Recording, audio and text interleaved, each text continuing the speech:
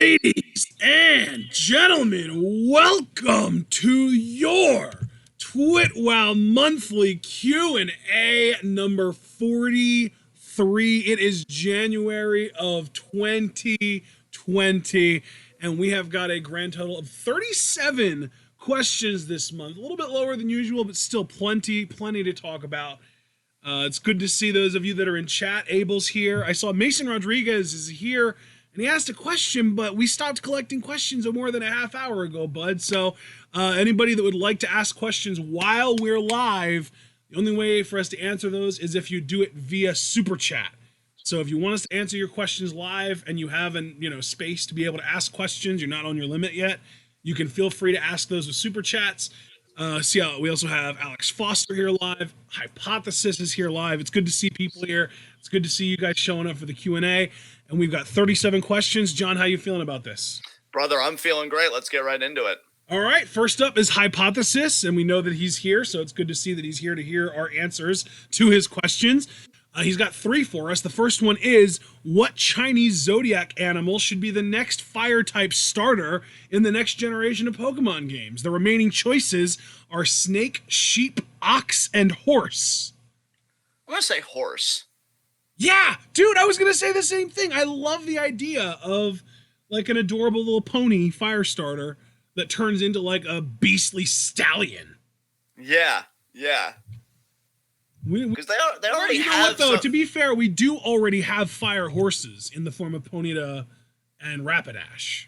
So, yeah, I was gonna say, because don't we even already like have that in the first generation? But like I'm kind of saying that to bolster my choice though, because proof of concept sort of thing. So yeah, I forget. I think we already have there's Mudbray and Mudsdale, but I think they're ground type, not fire type. So that's still we would still be 8 generations removed from Ponyta and Rapidash being a thing. So yeah, man, a horse fire starter would be cool. I think that the most difficult one to pull off though would be a sheep, because how do you mix fire with wool without expecting disaster? Yeah, that's very true. That's very true. That doesn't seem like a potent combination at all. No.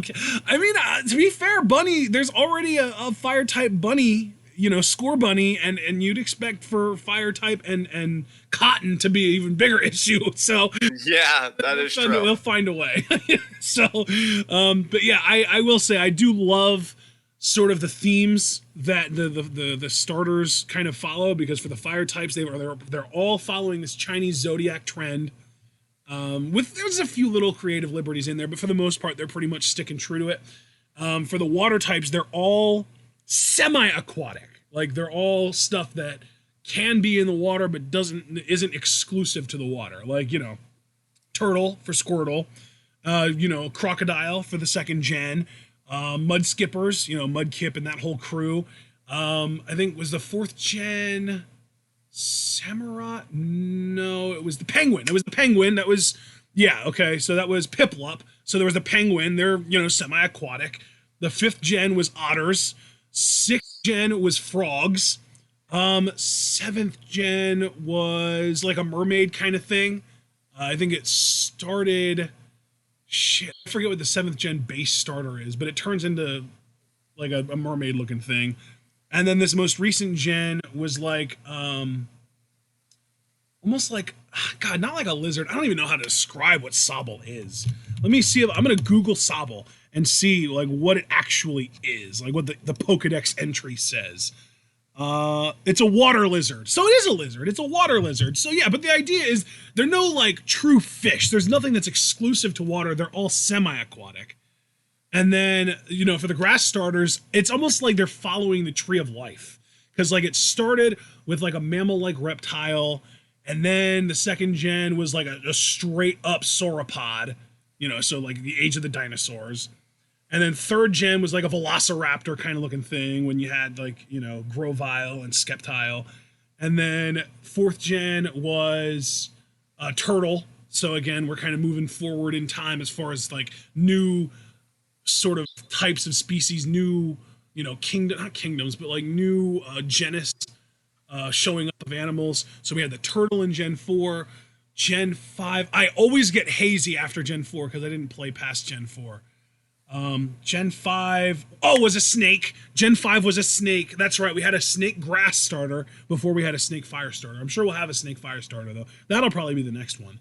And then, according to Hypothesis, water starters are all based on types of weaponry. I never made that connection. How is Croconaw based on a type of weaponry? Croconaw and Feraligatr. I don't know how that crew works. And then Gen 6 was like very, very early mammals that survived the meteor strike that made all the dinosaurs go extinct. And then again, Gen 7 is the one that I'm the worst with. Oh, Gen 7 was a bird. Gen 7 was a bird, and then Gen 8 was a gorilla. So like we're getting closer and closer to like current day as far as modern evolution goes. So I really don't know what the next step will be for the grass starters, but it's always fun to speculate. And the fire one's the easiest one because you literally have to choose from 12. And they've already done 8. So like, yeah, it makes it really easy. I feel like do you have any guesses? You said horse, right? Yes, that's correct. All right, let's just move on then. I went way too long on that, but I have a lot of fun with the Pokemon starters. So, second question from HPT.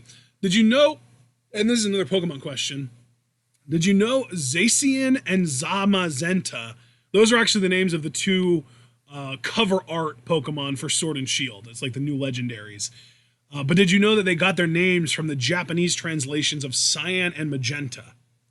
No, I'm not well versed in Pokemon like at all, much less the Japanese language or culture. So yeah, I was unaware of all of this actually. I mean, Google Translate disagrees.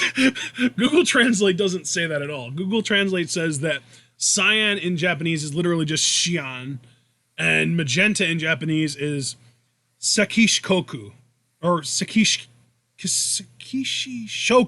Sakishishoku is Magenta in Japanese. So I don't know if Google Translate is just that bad, which is entirely possible, or if you just got bad information there, HPT. But regardless, we were not aware of that, whether it's true or false. We weren't aware of it. Third up, though, is final question. Could WWE pull off a long-term face run for Lacey Evans with emphasis on her rough upbringing? I don't think they can, man. Because she would be another Seth. She would fuck it up on Twitter. She's so bad at Twitter. She like, you're supposed to be a face, and yet you still say shit on Twitter that makes people hate you. Yeah, like, I think her Twitter game is weak, to your point. I 1,000% agree with you. And two, like, I'm trying to think of a way to articulate this properly without being insensitive. Like, I don't doubt that Lacey went through that, but given her prior actions as a heel and just given, like, her persona, like, I think she would have a tough time letting her walls down and being really vulnerable. You know, because she has this idea, like, oh, you've got to be strong and marine and this and that. I don't think WWE's production would even have the capabilities to tell a story like that, honestly.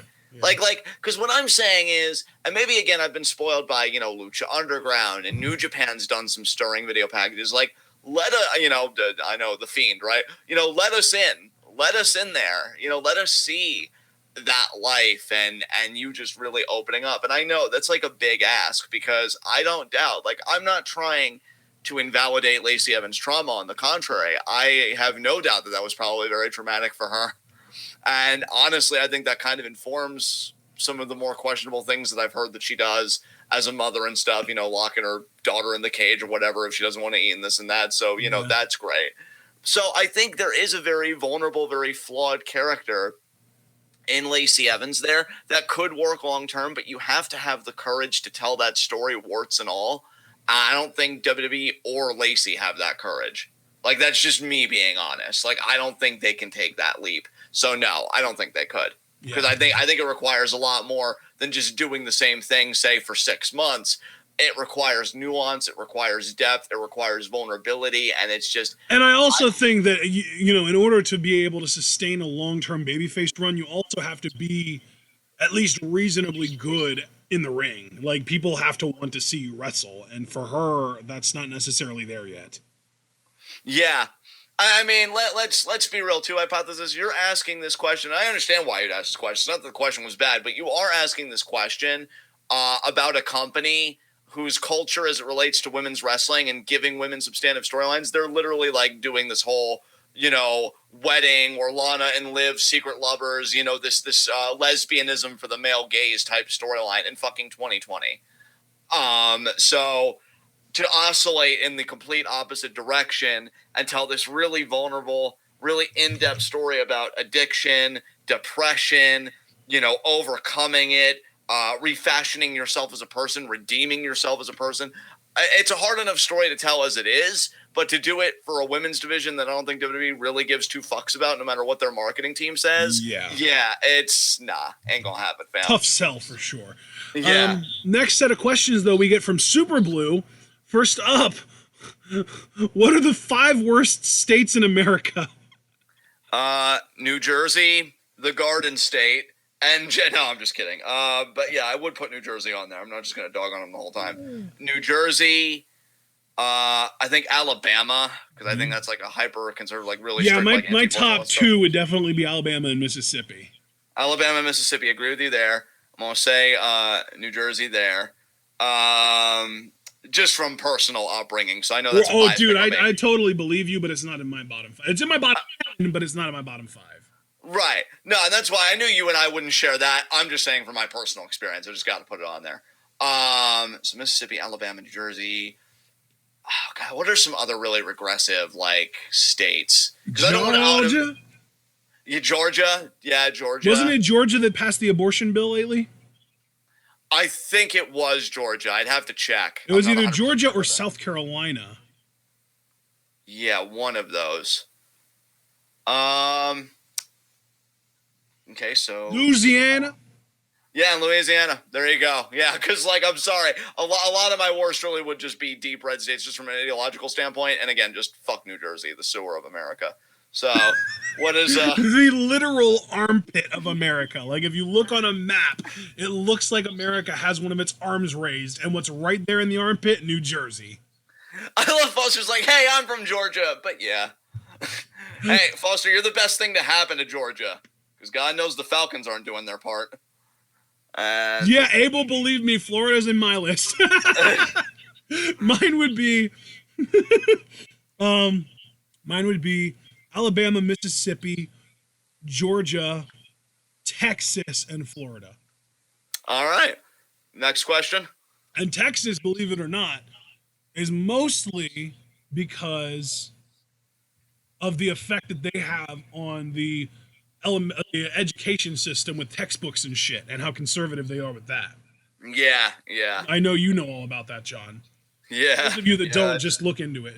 There are documentaries about it and everything. So, second question from Super Blue: does Big Show deserve way more respect than he gets? Simple answer: fuck no, he doesn't. He's big. He used to be athletic. Cool, whatever. That doesn't mean I have to respect you. Yeah, I mean, look, he does his job and he does it well. I respect him the same as any other performer. I appreciate him for putting guys like Braun and others over for the year. But again, that's part of being a wrestler of his station, is you've got to put over that next generation of people. I don't think he's done anything really phenomenal. I will say, and this isn't respect, this is a completely different sentiment, I am happy for him, because I know a lot of people thought he would die around the same time as Andre, with the health and stuff. Yeah. He's been able to get that under control, and I could see Big Show, having a life in the foreseeable future, which abso-fucking-lutely. But as far as respect goes, no, it's no different than any other performer. I'm good. Yeah, pretty much. Third question from Super Blue: how do you feel about AEW? And then he did in parentheses, cough, fuck you, Cody, cough. Revolution pay-per-view name, and are you going to watch it? I figured we were going to watch it, live react to it, and probably do preview predictions for it. Yeah, probably, because we did say we were going to cover the formal AEW pay-per-views. Yeah. I mean, I'm not enthused about it. I still think AEW is trash, but we'll see if it's good. We'll see if it's a good show. And seems like they've been turning Britt Baker heel, so that's at least one positive sign. But it still seems like they kind of book her as way too strong, because I think she still has a winning record and is in the top 5 and all that shit. Yeah, so I mean, we'll see how it goes. Although she is Yuka Sakazaki's first opponent since she's coming back from Japan. Yeah. So I mean, we'll see how it goes. Let's root for Yuka to beat her. Yeah, there you go. I mean, I'm rooting for a good show because I don't want to waste my time on wrestling that's crap. It's just, I just don't vibe with AEW at all. So yeah, it's just kind of there for me. It is what it is. Yeah. All right. And by the way, he did ask specifically about the pay-per-view name, and I just think it's really just too try hard. Like, NXT did a show called Our Evolution a few years ago, and at least they were creative with it. Like, they didn't just make it Revolution, they made it Our Evolution so that it's more like our, like, as a unit, evolution rather than revolution. And then if you just look at it on, like, first glance, it looks like revolution. I think they got creative with it. AEW's being lazy. Oh, it's revolution! And they're doing literally nothing revolutionary whatsoever. Yeah. My sentiments pretty much exactly. So, next set of questions? Well, no, we had 5 from Super Blue. Oh, I thought we had 3. That's my mistake. So next question from Super Blue. 4th question from Super Blue. He says, 1 year later, how do you feel about the junior division without Kushida? Should he come back? No, it's amazing. Dude, stay away. I feel fucking amazing about the junior division without Kushida. We've got Will, we've got Hiromu, we've got Sho, we've got Bushi, you know, Osprey or Skrull might be coming back soon. He's going to be facing Jay White at a show coming up soon. Like, dude, I am so happy with the junior division right now. It's so good. Ishimori, how can I forget him? ELP, it is a stacked junior heavyweight division, and Kushida is not around to hold everyone else down, and because he just monopolizes the top of the card. So yeah, very happy to not have Kushida around, and please don't come back ever. Yeah. Again, sentiments fucking echoed. 5th and final question from Super Blue. How do you feel about Marty Scurll re-signing with ROH and being a part of the creative team? I'm going to say if you're going to go with one of the bottom tier wrestling promotions in America, you might as well get the fucking bag. So Marty angling for a creative spot. I like that he's challenging himself. I like that he wants to see what he can do for ROH in a creative position. And who knows? I mean, I honestly believe, because it already seems like Marty's rehabilitating the relationship between New Japan and Ring of Honor. And if that's his sole contribution, like if the rest of his run is a dud, but he can at least say, well, at least I got New Japan and ROH back together, I would say it was worth it. So, like, already Marty's making moves. Obviously, I want him to be happy. It's been way too long since I've seen a freaking Marty Scurll matchup, but I wish him the best in Ring of Honor, and I just hope Ring of Honor continues to recognize what they have in Marty Scurll. And it sounds like they do based on the deal they gave him. So yeah, man, they gave him their richest deal ever. They gave him some creative control.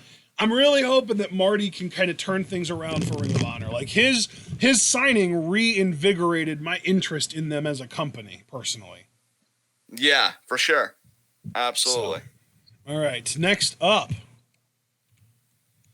we have got 3 questions from Noob & Co., all WWE related. First question, which WWE superstars' contracts do you want to see extended in 2020?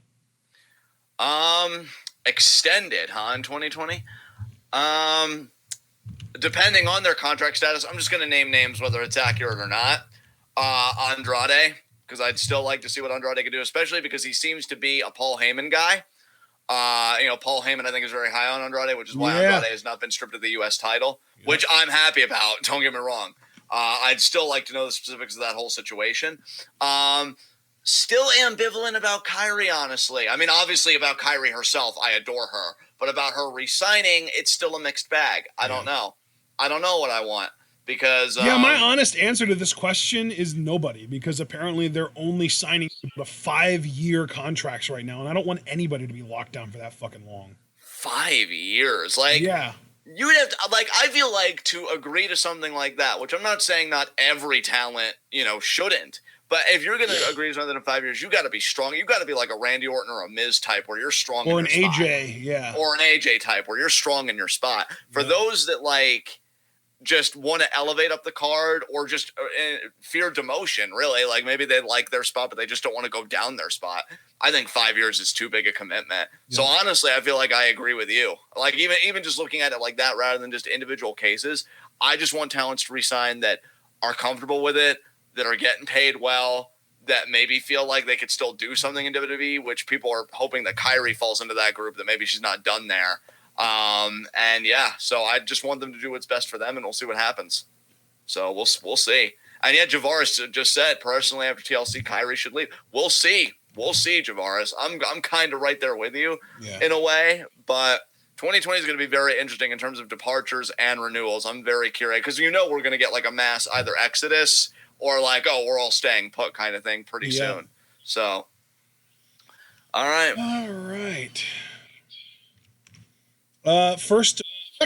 Second question from Noob and Co. Which WWE superstars do you want to see in AEW? I mean, nobody really, because I know that like once they go to AEW, I'm not gonna feel inclined unless it's like a very unique exception.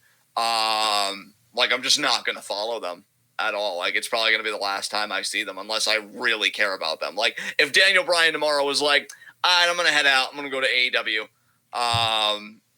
Then I'd probably follow him because it's Daniel fucking Bryan. But most people, if I like him on WWE, I just can't bring myself. Because we already watch so much wrestling as it is. And again, I'm not going to waste time on wrestling I just don't like. Yeah. Hell, I love Private Party, right? I haven't watched Private Party since we stopped covering AEW. Like, just to illustrate my point, full stop. Yeah. So, yeah, I don't want anybody. I don't want to, because that would mean that I just would never see them again. Yeah. And, I'm just, Yeah, the one name that I was going to throw out there, because I just feel like he's too damn talented to be this like perpetual loser in WWE, and AEW doesn't really care as much about size, so they would probably push him properly. Chad Gable. Yeah, that's a good choice. That's a genuinely good choice. He's really the only one that I can firmly get behind the idea of him leaving and going there, or even going to New Japan for the junior division. I'd love that too. Yeah, definitely. Oh my God, Chad Gable in New Japan. Jesus Christ. Yeah. Third question from Noob and Co. Which WWE superstars do you not want to see compete in AEW? I mean, isn't this just the same as the last question backwards? Like maybe to his credit, he thought we actually would have answers to the first one, and then we could be adamant about the rest of one. So I mean, again, just none of the other all ones. Of them. Everyone else. Yeah, everyone else. Yeah. So that's our thing. Is like if it's somebody that we don't want to re-sign with WWE, it's probably because we just want them to go to New Japan or Stardom if they're women. Yeah. See, that would have raised the stakes. Which WWE stars do you want to see go to New Japan? Because let's have a fucking conversation. Yeah. Like, pull us Matt Riddle needs to turn back the hands of time and change his damn mind about which company he signs to. I still think Cesaro could give a good little bit to New Japan, even for a short little bit. Like I was even thinking, like I'd love to see a Cesaro versus Okada type matchup. My God, really just Okada versus everybody with how ridiculous his athleticism is. Hell, even Roman Reigns versus Okada, I'd probably be salivating for a little bit. So yeah, I just really, if it was New Japan, we'd have more of a robust conversation. But AEW, it's irrelevant.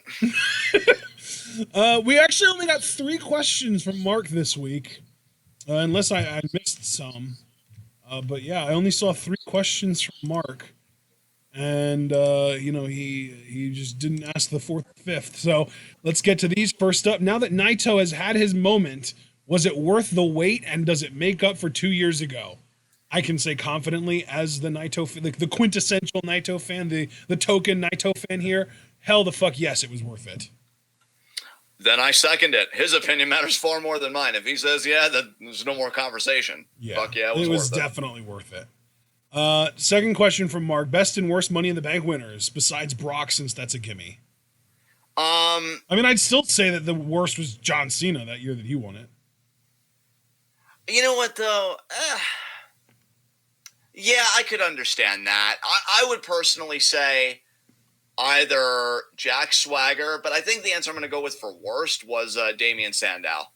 Because, man, like, he failed to cash in, and he never got that momentum back. Like, and then he got it back on the opposite side with the babyface, but it was like a much lower ceiling gimmick in Mizdow. Yeah. So, yeah, I'm going to say Sandow, actually, just to be different, because you so quickly jumped on Cena. I understand why, but I'll go with Sandow. And for best Money in the Bank winner...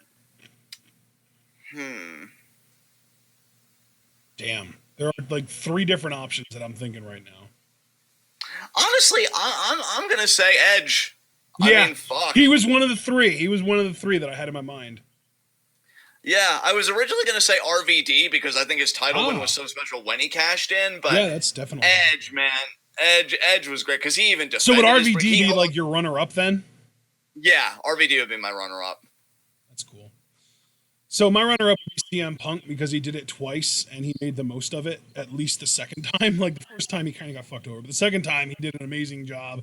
He got a lot of momentum and it eventually led to the Straight Edge Society. So CM Punk is a good strong runner-up for me.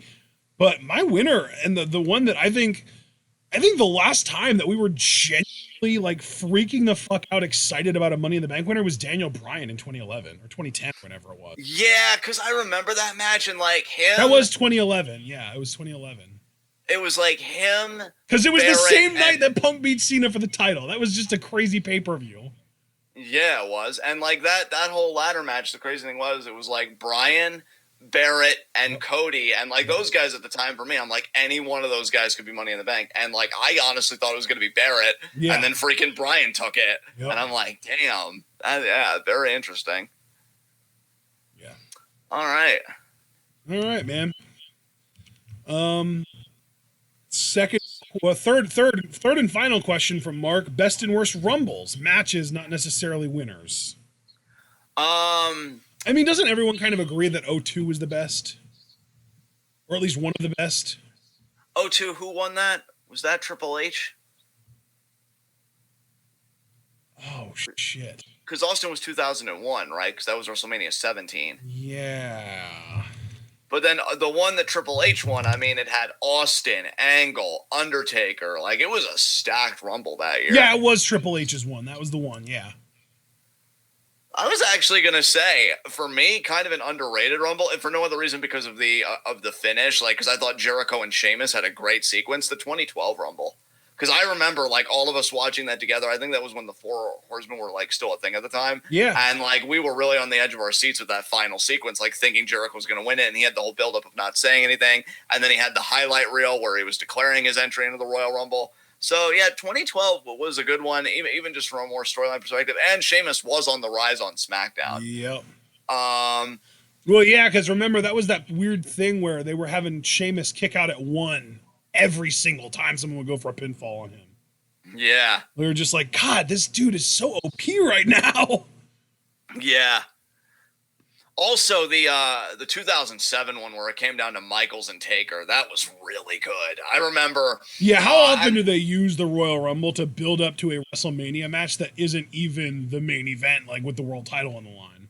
Yeah, and dude, it wasn't even that year because you figure 2007 that was WrestleMania 23. We wouldn't get Michaels and Taker it wasn't until for another 2 years later. Yeah, wow. Yeah. Yeah, and honestly, like, funny story about that, when I would, like, back in high school, because I think it was when I was in high school, yeah, there was this lunch lady whose son, like, loved wrestling, and she used to tape the shows and give me VHS tapes when those were, like, still a thing, but really, like, phased out. And I remember watching that on VHS because of her kindness, and, like, I was just blown away that it came down to freaking Michaels, who I was really vibing with at the time because Triple H was injured, but Michaels was still carrying the DX attitude, and he was, like, all fired up. And the fucking Undertaker. So honestly, I think just for sentimental reasons and like memory reasons, I'll go with 2007 as one of the best. But it's one of the worst that I'm kind of struggling with here. Dude, I have an easy answer for the worst. 2015. Who won that again? Was that? That was Roman's Rumble win, and that was the Rumble where Bryan got eliminated just out of nowhere in the middle of the Rumble by Bray, and then the end of the Rumble was literally just Big Show and Kane tossing everybody's favorites over the top rope unceremoniously. It was Bray and Ziggler, and I forget who else, but there was someone else in there, and then Roman eliminates Kane and the Big Show at the same time, and then Rusev tries to come in, and Roman eliminates him, and then The Rock came out afterwards to hold his hand up.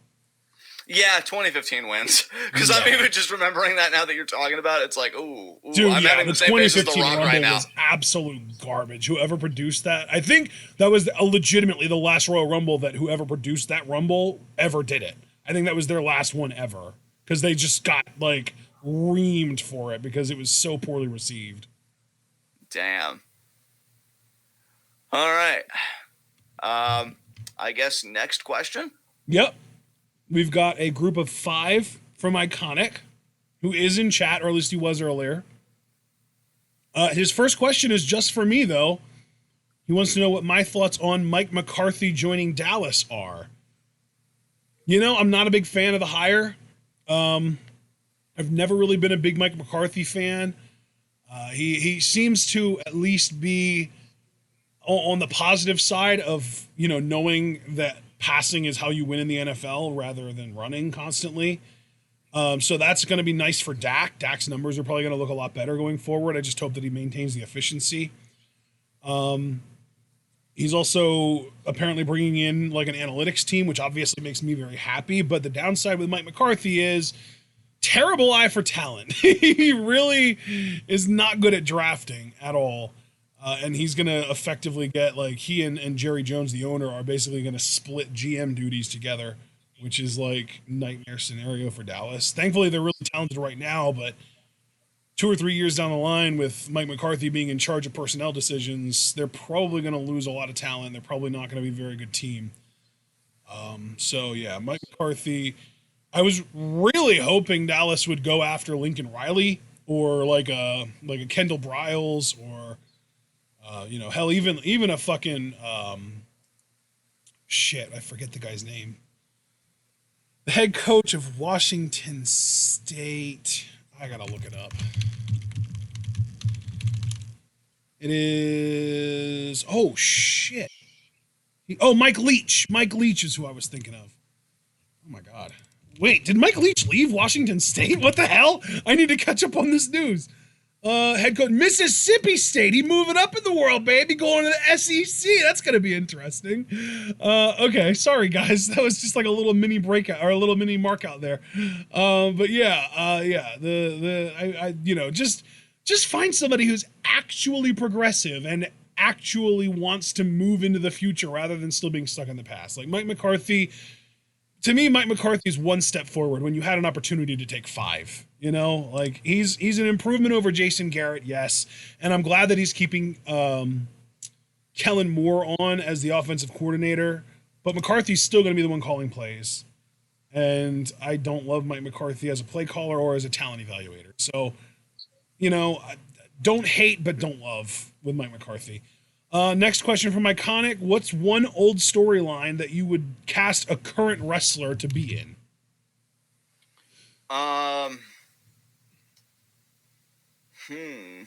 One old storyline that I would cast a current wrestler to be in.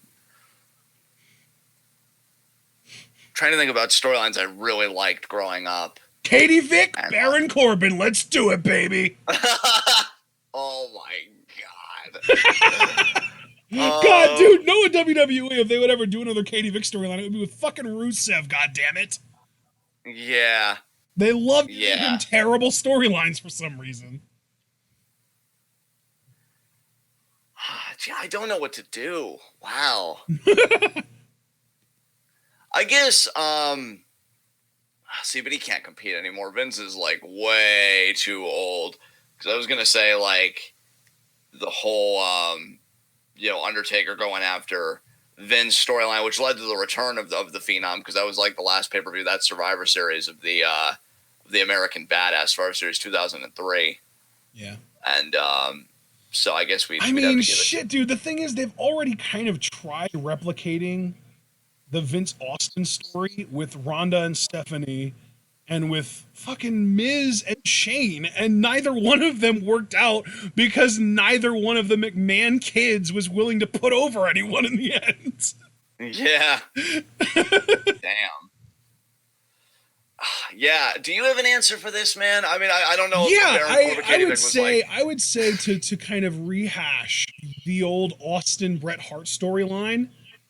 The one that led to Austin, the double turn match at WrestleMania 13, the big match where Austin went in as the heel, but by midway through the match, people were rooting for him, and Bret Hart went in as supposedly the beloved babyface, but he just acted like such a prick throughout the match, and then he won by Austin not giving up, and then he attacked, like he kicked Austin after the match and everything. Like, that style double turn where it's just the babyface just showing that fire, or the heel rather, turning into a babyface by just, showing the fire, refusing to give up, and the babyface just being a dickhead heel. I wish they would do that exact storyline with babyface Roman as the babyface going in who comes out as the heel, and literally any good, talented heel that could use the rub as a babyface. Like, Elias would work. shit, man. I'm even having trouble thinking of people that could be on the Austin side of this. But like the ultimate goal to me is make a baby face, turn Roman heel. So like, Yeah, I want yeah. really. Yeah, I'm just gonna have to piggyback onto that because I really can't think of what storyline I want to replicate with current talent.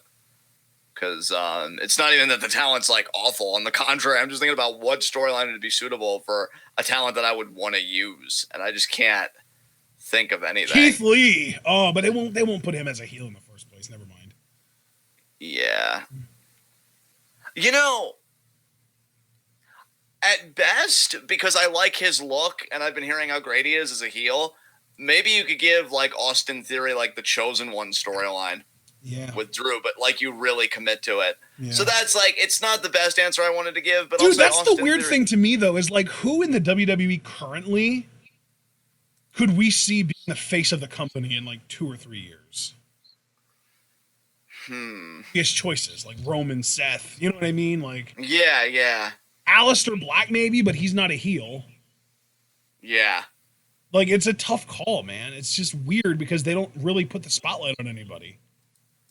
Right. Nobody feels special is the problem. And Drew's already getting his push, so like he would be the answer otherwise. Yeah, it really is a difficult place to be in, man. Abel said Undertaker Kane storyline with the Fiend having a kayfabe. But dude, Buddy Murphy. It's not going to turn him into the face of the company. He's too small to be that. But Buddy Murphy in the Austin role, Roman in the Bret Hart role. There you go. That's how you do it. You do the double turn. You make Roman look like an asshole. You make Murphy look like a fucking stud. That's what I would do right there. But, I mean, we saw their matchup. We know the great chemistry that they have, so yeah, that actually is viable. And Roman, you would still win. So obviously, you know, we're not taking anything off Roman. We're just making Murphy look like $1 million. Yeah, absolutely. And we're doing a double turn because we need Roman to be a heel. Yeah. Or they fuck it up again. Yeah, I like everything happening there, man. That all sounds good to me. All right. Third question from Sonic. What is the best movie trilogy of all time? Hold on, because I have an answer to this. I just want to get it right. Well, while you're thinking, I just want to say, like, of all time, feels like a lot of pressure, but if we're just going by the ones I've seen, I think the easiest answer for me to give is just the Dark Knight trilogy, honestly. That's a great answer. I'll say for me, because it was very formative in my early years of getting into philosophy, I'm going to say the Before trilogy, which were movies with Ethan Hawke and Julie Delpy. I'm researching now. It was Before Sunrise, Before Sunset, and Before Midnight that came out in 2013. And yeah, it's just this couple. The first movie, Before Sunrise, is the young lovers meeting for the first time. Before Sunset, they kind of reunite after spending so many years apart, and then Before Midnight, they're kind of married. And it's like, you know, now they're kind of in it. They're in the rhythm of life together, and there's not like the romance of like distance and all that other stuff. And I think it's a great meditation on love and relationships and this and that. And again, like I happened upon it because getting into philosophy, I'm like, well, I wanna like engage media that's like philosophically rich, and I found this database compiled by a university of quote unquote philosophy laden films. And the trilogy was on there, and I just loved it. The funny thing is, the ironic thing is about me, like, you know, outside of kayfabe with Johnny Scumbag and everything, is I really am like a sucker for like a good romance pairing and this and that. Like I'm the OTP kind of guy and all that. And yeah, it really worked well. I love that trilogy. It's actually been years since I've watched it. I almost kind of want to rewatch it now, given this question. But there you go. Good shit. It's good shit. Wait, did he really see that? Did in the Dark Knight Rises, did Bane use the "for you" line twice, or do people just take it out of context? I think people took it out of context. That was because I know for a fact that he used that line on the plane at the very beginning of the movie, the first scene when the guy's just like, "If I took that mask off, would it hurt, or what would it do?" And he was just like, "It would be incredibly painful." And the guy was just like, "Oh, okay." And then he went, "For you." Oh, Bane. All right, let's get to our fourth question from Iconic. Is math related to science? Yes. So I'll say no. It's like how do I put this? So I think math is the quadrilateral. Wait, let me just make sure that I'm using the right fucking terminology here. Yeah, because I think Mark's here, man. You don't want to fuck this up. Okay, I was right. Math is the quadrilateral to science's square, if that makes sense. Like all squares are quadrilaterals, but not all quadrilaterals are squares, right? There you go. Quadrilateral is literally just a four-sided polygon. A square is a specific, like, all sides being equal. And to me, science is more related to math than math is related to science. You can't have science without math, but you could totally have math without science. Does that make sense? Yeah. Yeah. That's how I see it. Yeah. Like, math is, it doesn't have to be for science. It could be for counting, it could be for money, it could be for, there are all kinds of different things that math can be used for that isn't necessarily strictly science. But I don't necessarily think you can really do science without math. I think there's such an intersection that science is practically a subsection of math. You know what I mean? Yeah. So, Mark, when I said quadrilateral, Mark was just like, that's a shape. Called out. All right. Fifth and final question from Iconic. Did you have an answer to the math related to science thing, or did you just say? Honestly, you gave such a beautiful exposition. Like, yeah, I'm just going to be like what he said. Okay. Iconic's fifth and final question. What are your takes on David Benoit wanting to wrestle as Chris Benoit Jr.? I should probably take the lead on this, huh? Oh, yeah. Yeah. I actually saw the interview with Chris Van Vliet. Here's the thing. Having many years removed from the tragedy now, like 13 years this year, I think it's an endearing sentiment, and I could understand why his son, of all people, would want to do it. And I don't think people should be coming at him for it. I'm not saying people have. I'm just getting ahead of it, that I don't think people should, because it's the man's father, and like everybody was affected by that, some admittedly more than others. But I think if you want a viable career in this business, no, it's not a good PR move at all. And if AEW entertains it, like, I'm sorry, that's a bad business move. And this is me saying it, which is why I wanted to take the lead, because I still watch Chris Benoit matches. I still love watching the man work. I still believe he's one of the best technical wrestlers that professional wrestling has ever seen. But it's not a good look, because it's, what is that saying? And God knows, in this fucking culture with Twitter and everything, and how people feel confident in saying anything because of the anonymity of the internet, how many people, when that name comes out, is it like, oh, are you going to follow in your dad's footsteps until the very end? Like, when are you going to kill somebody, or when are you going to, off yourself? Because the corners of the internet exist that would make jokes that lowbrow. Oh my God, yeah. You wouldn't even have to look hard. And I think David, and I saw like a lot of people coming for him too, like, oh, he doesn't seem very bright, this and that. I'm going to lay off the kid.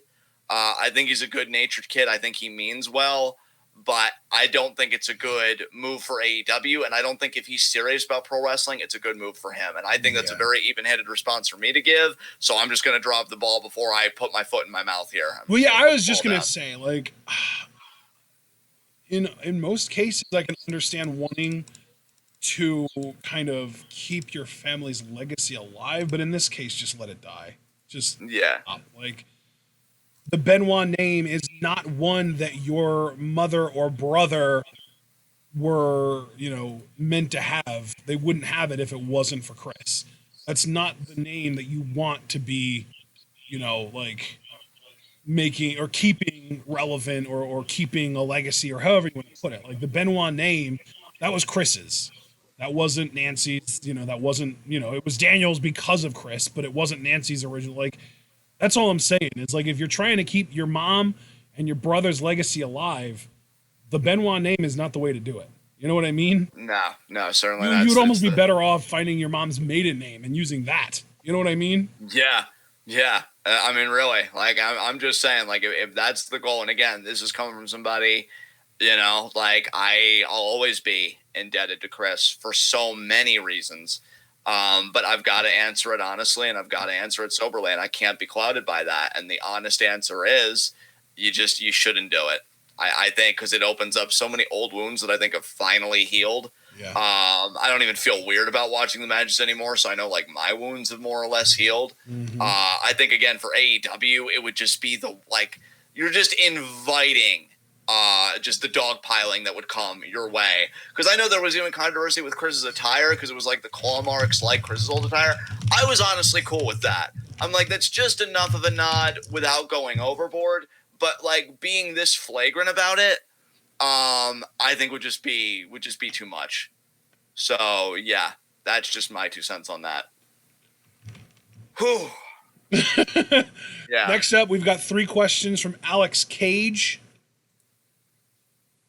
All right. 1, what did you think of the Tessa problems coming out? Okay, I'll take the lead on this again. Yeah, please do.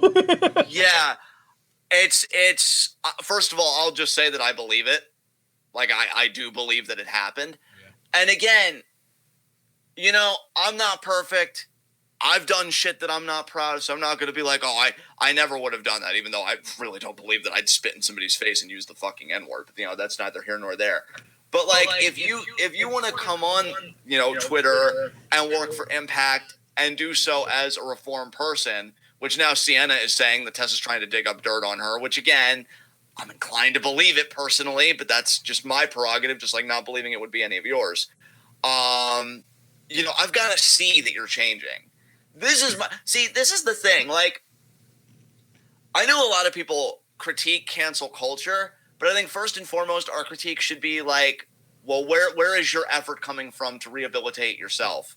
Because, like, I feel like people only get canceled when they've shown that they don't want to rehabilitate. They don't want to make amends. They don't want to make alms or give alms, like, for the wrong that they've committed. Morally, did you hear that apparently she and La Rosa Negra already had, like, amends made back in, like, November? I mean, I did hear that. And so, I don't know. I heard some people say that this was a hit job by Sienna and company because, you know, Tessa was getting the push and Sami Callihan, it wasn't that like he's dating Jessica Havoc or something and they like have freaking issues. So like my thing is, and another thing is too, like even if she did squash it with her, I don't think her Twitter statement was good either to just deny it was really bad. I honestly, truthfully, I would have respected her so much more if she would have been like, I said it. It was one of the darkest moments of my life that, like, I live with the embarrassment of every day. And, like, every day since I've just tried to put my best foot forward. I make no excuses. Because that's the one thing I always notice in these formal apologies. They always try and skirt. They always try and, you know, duck and weave and, you know, this and that. Like, no. And the worst ones, like with the one that Tessa put out, are the ones where it's like, we should all try and be better. No, bitch, you're the one that's under the fucking microscope right now. Yeah, don't drag me with you. I'm not the one that spit on somebody and used the most dehumanizing word directly related to their race. Like, no, it's you. You're in this. Say, I need to be better. I've strove to be better, and I will continue to strive to be better. And that's another thing. Paul makes a great point. If she had made amends, then why is she denying it now? Yeah. Because she straight up said, like, oh, I never said it. If you really made amends, say, we made amends, but I think it's important to keep this conversation going, especially with the social climate the way that it is today. I did this. I mean, look, guys, I will say, and I've said publicly on spaces like Twitter and elsewhere, I wasn't always the person that I am now. There was a time I was transphobic and made stupid race jokes and this and that. And I would never hide from it. I still have sexist issues growing up in the household that I did with women. And I would never deny that because it'd be bullshit. None of us are perfect. I'm sure many of you, with me being disabled, have like, ableist views that maybe you haven't even checked and maybe you don't even like actively reflect on. And that's not an accusation. It's just how we're brought up in a fucking culture that makes us this way. Yeah. By Tessa denying that it happens, she acts like she's above a culture that negatively impacts all of us. I would have respected her so much more. And I might have even come to her defense truthfully if she would have said, you know what? I said it back then. It's a deep source of shame for me.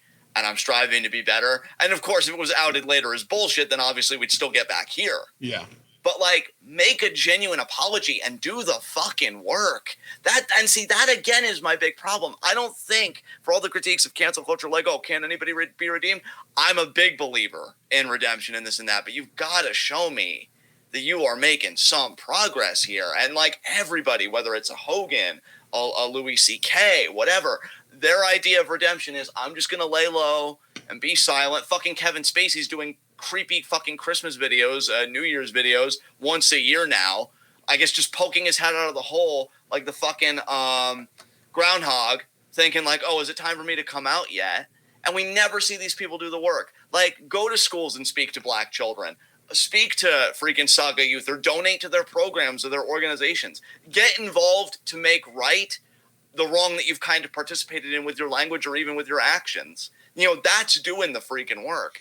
I haven't seen that here. So why the fuck should I care about your non-apology? Yeah. I'm sorry. And Tessa could still do it. I want to say, too, because I just want to be, like, as canvassing as possible, which is why I wanted to take the lead on this. Every day that Tessa Blanchard wakes up is a day for her to right the wrong. Every day. She could tomorrow be like, you know what? All this stuff, I did it wrong. I did say this. I own it. And here's what I've talked to Impact about doing. Here's the initiatives that we're going to take. You know, I'd be like, awesome.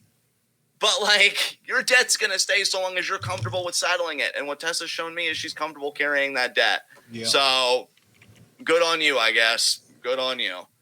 I don't know. I don't really know what the fuck else to say. Yeah. I guess since you kind of tackled it from the more social standpoint, I'll tackle it more from, like, the Impact standpoint. You know, they put the title on her, but to me, all the people that were saying, oh, they can't put the title on Tessa now, were ignorant to the fact that Sami Callihan is just as much of a piece of shit, if not even more of a piece of shit. Like, there's evidence out there of Sami Callihan making racist remarks, making transphobic remarks. He's got fucking domestic abuse in his past that he's been, you know, accused of and probably pled guilty to. So Sami Callihan, just as much of a piece of shit, probably more of a piece of shit, really, than even Tessa. So, you know, let's not pretend that Impact's better decision would have been to keep the title on him. So, yeah, and I think that's another thing too, Ashton, that you meant. Now, I don't want to like take it that far, but I think it would be worth noting, at least fielding the idea that, you know, I even wonder if like sexism is at play with like how we judge people in the public forum. Because I'm not saying Tessa doesn't deserve to be excoriated, right? But like, when's Callahan's due coming? Because you told me all that stuff. I didn't even know all that about Sami. And I wonder if he would be getting dogpiled just as hard if it was him by the internet en masse. Well, but he didn't have a fucking social, you know, hit put out him like Tessa did. Yeah. So, yeah. And there are a lot of people that think that he was the one that put the hit out in the first place because, again, he and Jessica Havoc are an item, and Jessica Havoc and Sienna are really close friends.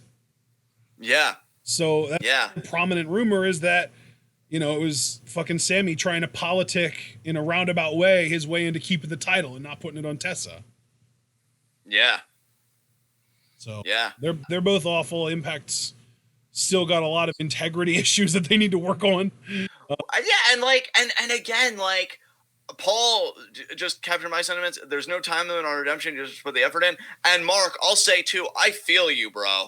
Like, when you have really close friends that have awful opinions and you see the culture all around you, like, oh, you shouldn't have those friends. Like, that's not easy either. But I could understand why the pain would be like, you got to do this. Because when you look at historically, like, what these groups have been through, and for Tessa to do that, you know, was just insane. So I guess that's where I have a little bit, just like a tiny fucking bit of sympathy for Gail Kim, is maybe she's close with Tessa and she doesn't feel right just abandoning her, because friendship can, like, complicate the moral compass, so to speak. Yeah. But even still, you've gotten a bet. See, and this is where I have to clap back at Gail, though, because you've gotten on your soapbox and you've clapped back at every other company or whatever that does the shit that, like, Tessa did in that spirit.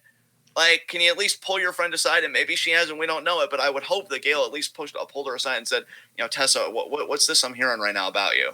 Is it true? And, like, what the fuck?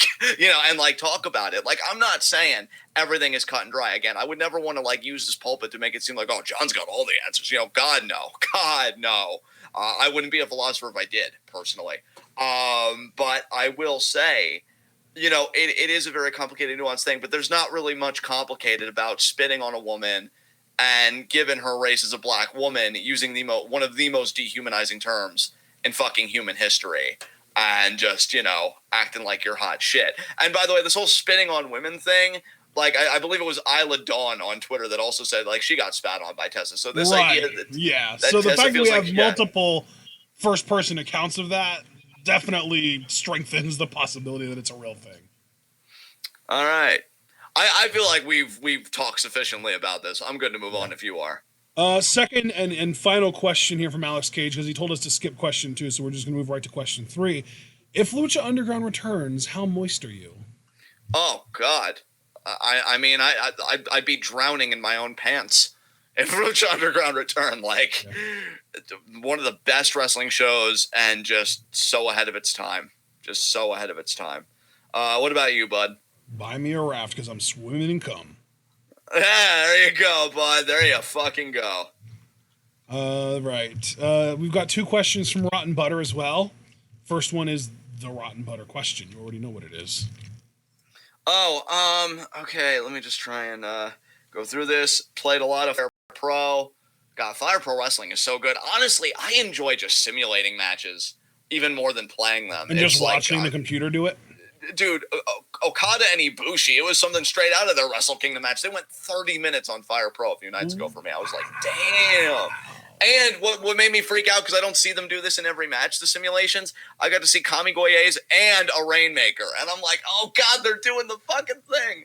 So, yeah, that was great. Been doing some reading. Always wishing I could do more reading, but I've been getting reading in, which is nice. As far as the family goes, we're working through Man in the High Castle from Amazon Studio. We're on season 3 because, like, we do our get-togethers on Saturday now, which, like, opens our time considerably, and we've just been able to, like, bang through these fucking shows. So Man in the High Castle has been getting a dent put in it. I know I'm getting ahead of this, but this is still technically a part of the month of January. I know tomorrow, my fucking plans before we have our double recording of SmackDown Live reactions and fucking 205 Live is to get through the last 8 episodes of BoJack Horseman, because I am so ready for that shit. Yeah. Been watching Hassan Piker on YouTube. He's a leftist. I like him a lot more than Vosh. Vosh didn't last very long, but Hassan's really cool. I've watched his video reactions on incels and PragerU today. PragerU getting dunked on will never get old to me.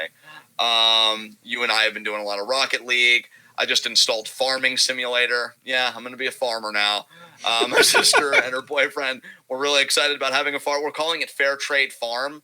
And I'm hoping to grow weed so I can get stoned off my mind. I'm going to make some Tegrity at Fair Trade Farm. Tegrity weed. It's going to be amazing. Freaking went to the library this month. Got some books that I really didn't end up touching, unfortunately. What else have I been doing? I got a writing done. I've got some very exciting things coming next month that we kind of put the bow on it this month, so I feel very good about that. Paul, funny thing, just quick sidebar. My family, particularly Chris, noped out of Handmaid's Tale because he felt like the revolution wasn't coming fast enough, like from the women, and the rape scenes just made him so uncomfortable. So he, like, noped out. Oh, God. Let's see what else. God, I feel like I feel like I watched nothing new this year or this month, which is also this year so far. Yeah. Now I want a Let's Play series with Farmer John. Abel, if you believe hard enough, that dream still won't come true. So you and I, again, we did a lot of Rocket League. I know we've been doing Magicians, which we never did watch the newest episode last night, so we're going to I know, it's for tonight. It's for tonight. We'll also have to check out Ms. and Mrs. tonight, too. Yes, that's true. What else? God damn, because I know me and the family have been watching all this. It's been such a slow beginning of the year because we just have no time, it feels like. Yeah, it really has. It really has. Yeah, I guess I'm just going to hand it over to Ashton, oddly enough. I thought there was... Oh, I guess Never Tell came out with a new song recently. I love those guys. And I've just been trying to get into my music a bit more. Have you read anything good recently? Have I read anything good recently? Again, I'm kind of working through books, and it's more that, technical nerdy shit. Although, I will say, because of... I was able to read a bit of Islamic philosophy this month. So that was cool, given the whole Iranian crisis recently. And I also discovered a new podcast called The East is a Podcast, which deals with like, geopolitics in the Middle East and like other things, whether like Iran, Iraq, or just that whole region, the whole Middle East region. In fact, they did a great episode of like music from the area that was really good. I really got turned on to a lot of stuff. So that was like a big find this month. Was really committing to that. And yeah, I think I'm just gonna hand it over to you, bud. I think I'm good. I think I'm good for right now. Yeah, as far as games played, I literally just Rocket League and Brawlhalla this month. I really don't think that I've played any Minecraft at all this month, like I have been for the last few months prior to this month. So just those two. And really, I feel like the only shows that I've been watching have been the Magicians, which we kind of burned through over like a week and a half. My mom and I burned through the first 4 seasons of The Magicians over the like a week and a half leading up to watching the first episode of it with John of the new season of season 5. Yeah, that's really it. I feel like I just haven't had time to watch or really consume much of anything. Music wise, I will say I did take like an hour and a half a couple nights ago. And I added a whole bunch of songs to my pop punk playlist. Made me so happy. I went from like 36 or 37 up to like 90, I think. So that's really fun and exciting. Rediscovered the song Love Me Dead by Ludo, which is like wacky as hell. And I remember I used to jam my ass off to that song when I was like, late high school, like 16, 17 years old. There was a song that I added to my playlist very recently that I just want to find and let you guys know about, because I know there are some people that do care about music that I listen to. There we go. What's the playlist? There we go. And the song is What a Man Gotta Do by the Jonas Brothers. Haley Kiyoko actually came out with an EP that I dig too. It's called I'm Too Sensitive for This Shit. John, you would probably like that, honestly. It's good stuff. Dove Cameron has been putting out music, and the only real song that I like from her is called Out of Touch. It's really good. And that's about it. So yeah, not even a whole lot of new music. Although I will say, recently I have been on a major heart kick. And I earlier, in between the Q&A and our Stardom Live reactions, I was listening to Melissa Etheridge, because she's pretty fucking great too. So yeah, as far as music goes, that's about the extent of it. Oh, Tyler Bryant. For those of you that like sort of soulful, grungy black rock that's almost got like a bit of like a country vibe to it a little bit, but not like twangy arena country, but like grungy, like bluesy, soulful country. And it's more like, hybrid between country and rock, but it's more like really soulful. Tyler Bryant or Tyler Bryant and the Shakedown, I think it's just Tyler Bryant now, is so good. And I love his voice, and I just love their style. It's really good stuff. So if you're into that genre, like that type of music, like, they kind of fit into that genre with like the Stone Foxes and the Black Keys and the heavy, like that type of music. If you're into that type of music, you would probably genuinely love Tyler Bryant. So yeah, that's about the extent of it. Really can't think of any shows. Like, dude, I have this weird ass mental block going on lately where I can't just sit down and fucking watch something. I always have to be doing something else. Like, I pull something up on my TV to watch it, and 3 minutes into it, I'll be on my computer paying attention to other stuff. I always feel like I have to be multitasking, because just putting everything down to just watch something for a half hour, an hour, 2 hours if it's a movie, I just can't like mentally get past the obstacle of I could be doing something more important right now. You know what I mean? Yeah. Do you deal with that too? Man. Yeah, I do definitely experience that sometimes. Absolutely, man. It's for so sure. Frustrating, because like I have been wanting to watch Digimon Adventure Try for a solid month at least. Like, I started watching it last year, but for the last like 2 or 3 weeks, I've really been like, man, I gotta set aside some time. I gotta watch this. I want to watch this. And I got through the first 4 episodes, which is like the first arc. It's called Reunion. And I'm ready to start the second arc. And I get 2 minutes into it, and I like There's like a battle between an Ogremon and a Leomon, and then fucking Kenichi Joji shows up from Digimon Adventure 02, the guy that was the Digimon Emperor to start the season and eventually became one of the group. He shows up in his Digimon Emperor garb like a minute and a half into the first episode of the second arc, or the 5th episode of the series. And I'm like, this is really cool. And I can't get 15 minutes into it without trying, like, without doing something else, without taking my focus off the show. And it pisses me off. Yeah, watch it, damn it. But I keep on losing focus. Like, I feel like I need to, like, I don't know. Like, it's like I need to fucking take, like, a fucking, what's it called? The ADHD medicine that kids in high school take to focus on tests. Whatever that is. I forget what it's called. Adderall? Adderall, yeah, Adderall. I need to take a goddamn Adderall so I can focus on Digimon. I wonder how my rating could be affected, like if I was on like a drug meant for focusing and this and that. Like, yeah. Jesus Christ. All right. All right, guys. I think we're going to move on to Rotten Butter's second question. If the universe is so big, why won't it fight me? Ooh, gauntlet laid down. Let me just ask, was that from something? Or was that just him being weird? Probably. I don't know what, though. It's probably just like a meme or something. Yeah. All right. Oh, here. Wow. That can't be right. Somebody said 3. Wait, what? I just Googled it, like, with quotes.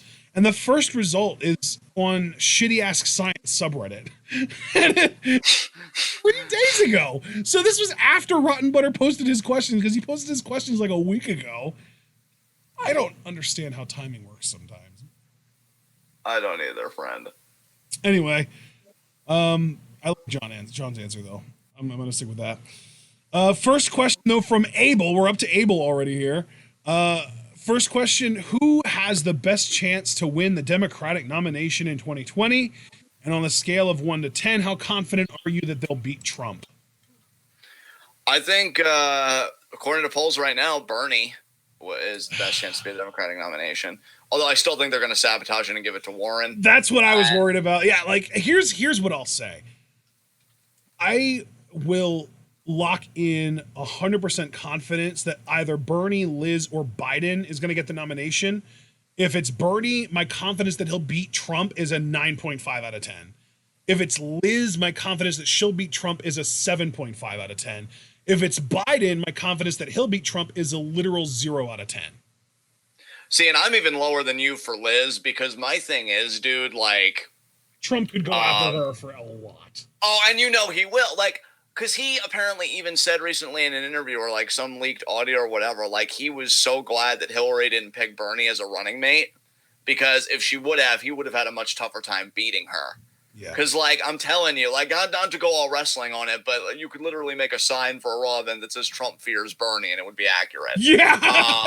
Yes. And look, this is me. Look, you guys know my politics by now. I'm not going to canvass the whole fucking thing, but I'll play nice with this stupid fucking system that we have that's completely broken and just ridiculous.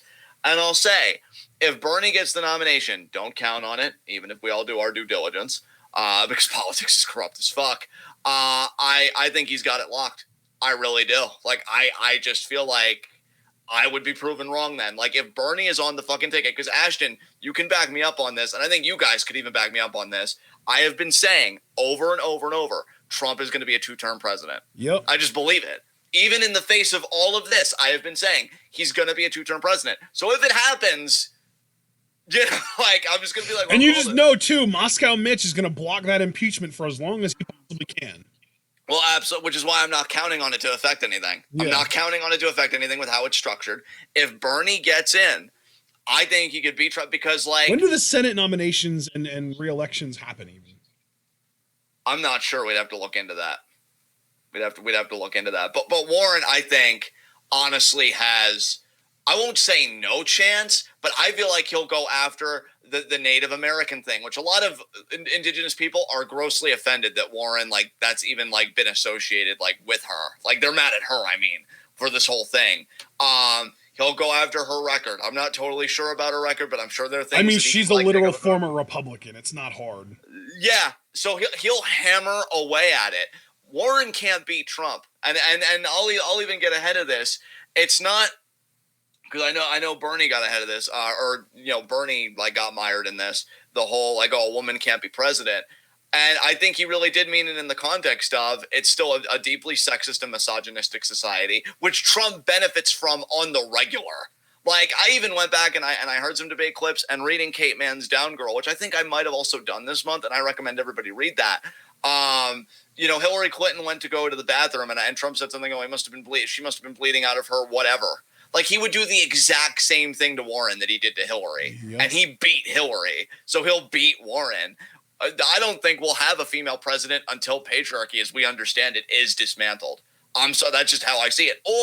Or we get a woman, which is honestly why I thought Hillary would win for a good time last election cycle. We get a woman that is very performative in her masculinity, stands upright, exudes power. You know what I mean? That's what I mean by performative, masculinity. Yeah. If we get a woman that does that really well. Oh, and by the way, though, I just have to say this. And it's ironic because I'm going to be doing business with them soon, for a really big thing. But I got to call out the New York Times, too. The fucking Sanders ranked, because they, I guess, endorse a president every year. And it's like this big deal because New York Times, I guess, is one of the biggest papers in the country, right? Yeah. They endorsed Warren and Klobuchar. Klobuchar, I can't fucking stand because I think her policies are trash. And I just get a really, bad vibe from her. Warren, I think I would vote for her, just to put that out there. I think if she was on the ticket, I would go out and I would do it. I do like her disability policy, and I know the last time we did a Twitch stream for Q&A when we were dealing with this whole thing, I went on that whole diatribe about ableism. I do like Warren's disability policy, and as it relates to Bernie, the one thing I will say, not necessarily against him, but kind of like a hanging question mark, I want to see his team's disability policy, because I have not heard them talk about disability at length. I want to know what their platform is on it. And I'd like to read it, before voting. But New York Times just endorses both Warren and Klobuchar. Sanders was at the very bottom, and I think it's because he straight up told them, wealthier people will pay taxes, and it was a room of fucking wealthy people. So, and this is what I can't stand, because when you've got, freaking media that, has a certain agenda, and they're going to push a certain narrative, trying to malign Sanders and kind of paint Warren as almost like this underdog, it just comes across very insidious to me, which, again, I think is another thing that Trump would leverage. The media didn't even want you to have your candidate in Bernie, and they propped up Liz. I'm the anti-media candidate, just like it's the exact same playbook for Hillary. That's why Warren can't win. I'm sorry. You look at the Hillary election, swap people. It's the exact same strategy, but he can't do that with Sanders. Yep. And I feel like Sanders, if he just sticks to the message that he's always been sticking with, how is Trump going to tackle that? Even with the cognitive dissonance. Well, and that's the big thing with Bernie is that Trump will try throwing all this shit at Bernie, and Bernie will just stick to the policies. And you know what, Ashton? I know when we get on a roll like this, we don't really acknowledge Chet a lot, but I got to acknowledge Ella here because I think she's 100% on point. Yeah. If Bernie wins the nomination, I honestly feel like the Democrats would prefer Trump as president and would low-key try to screw Bernie in the general. Yeah. And why that is, the closer to center Democrats, the sort of corporate Democrats would absolutely rather have Trump because he's best for their pockets. Exactly. I've had many leftist friends say, and for the record, as iconic, or as now known as rebel status, is proof of, leftism ain't a monolith. We have anarcho-syndicalists, communists, primitivists, which rebel status would fall into, wanting to go back to, kind of nature and this kind of tribalism. Yeah. But even a lot of my leftist friends from all sects say that those types of Democrats would rather Trump win than the party be perceived as going further left. And I'll even say, for the record again, Bernie isn't even the most left idea of a society. Yeah. If he's the human embodiment. Yeah, John has told me before that he would vote for Bernie out of, what's the word that you used? Pragmatics. Pragmatics. Yeah. Yeah, he would vote for Bernie out of pragmatics, but Bernie isn't left enough for him. Yeah, Bernie isn't left enough for me. Yeah. So, if the Democrats are shitting their pants there, thank God I don't have the influence or the wealth or whatever to run on the ticket, which, by the way, speaking of using wealth to win a presidency, Michael Bloomberg's fucking ads fucking laughing my ass off. Did you see the ad that he released recently? No. It was dogs for Mike. Because he's so clever, right, with the wordplay. And it was these dogs, speaking about, why they would vote Bloomberg. It was the cringiest shit. I feel like the election cycle hasn't even really started yet, because we haven't even done the primaries. already the cringiest ad of 2020. Like, I congratulations, forget, are Mike. primaries in May or July? Primary, for me, primaries begin next month. New Hampshire primaries next month. Oh my God, it's moving so quickly. Jesus. Yeah. No, so I want to congratulate Bloomberg because, I mean, he's not going to win the presidential race, but you won race for cringiest fucking ad. and I will say, guys, I just want to come at you 100. That's all I ever want to do with you guys, because this is kind of our safe space. And like everybody that's here, I know all of you on some level pretty fucking intimately. I'm a leftist. I'm a committed leftist. I don't think people should pat themselves on the back, myself included, if they just go to the ballot box. Like, we should be writing. We should be protesting those that are able to do it. We should be organizing. Definitely very pro-union. Would Bernie help considerably? Fuck yeah. But I think the biggest thing we could do is use whatever he gives us, whether it's the increased minimum wage, less stress with education, and we should use that to mobilize even further because our energies have been freed up. And go even further left. Yep. Like, just keep pushing it to the fucking left. We need a fucking progressive party dynasty, with Bernie being the first, and then like some combination of like Ro Khanna, Nina Samuels, Ilhan Omar, and AOC.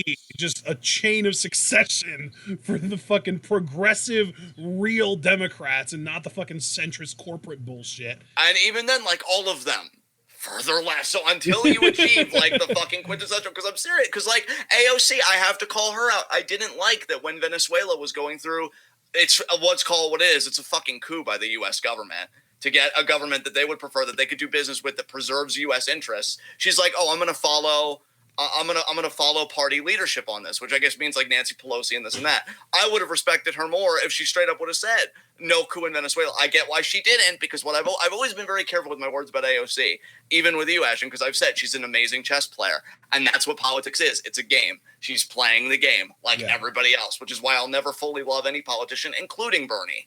But for pragmatics, I can swallow my medicine and I can do it. The problem is to circle all the way back around. You asked me, the original question was, who do you think is the best chance of getting the nomination? Who do you think is the best chance of beating Trump? I'd say the nomination, looking at the stark reality of politics, probably Warren. But beating Trump, absolutely Bernie Sanders. Yep. But the problem is on both cases, corporate Democrats would rather, to Ella's point, and kind of, conjoining it with my point, would rather have Trump because... so they could continue to cushion up their pockets. And by the way... I thought I couldn't get enough of the pieces like last election cycle about how Hillary was like a victim, like overcoming these odds when she's a fucking monstrosity. There was a tweet recently that like encapsulated actually, no, I won't repeat that. That might be a bit much. But I saw a tweet about Hillary recently that encapsulated my feelings perfectly. Needless to say, I abhor the woman. But I swear to God, if I see another piece this election cycle that's like, we need a centrist to win. No, you fucking don't. Because let me tell you what I feel about centrists, and it's summed up perfectly in this meme I shared one time. Centrists are pretty much, if I can balance my praise of the right with my criticism of the left, I'll be perfectly in the center. Like, that to me is what a fucking centrist is. So no, we don't need a centrist. We need fucking leftist revolution. We need fucking leftist. I won't say reform, because revolution is different from reform. Reform is making the already existing structures more palatable for people, which is what I see democratic socialism as. Revolution is throwing that structure away entirely and completely reanimating the social organism, if you will, the social contract. Which is more what like the Green New Deal is trying to do. To a point, yes. I'd have to look into the specifics before I could answer it substantively, but I'm not going to give it a hearty stamp of approval or like an outright no either way.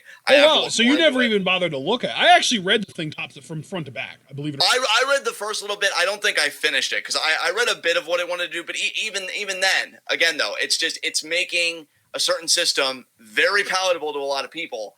I'm always going to be revolution before reform. I really need John to talk to my very pro-Biden. Oh, my God. I don't know, Mark. I love you to death, Mark. I really do.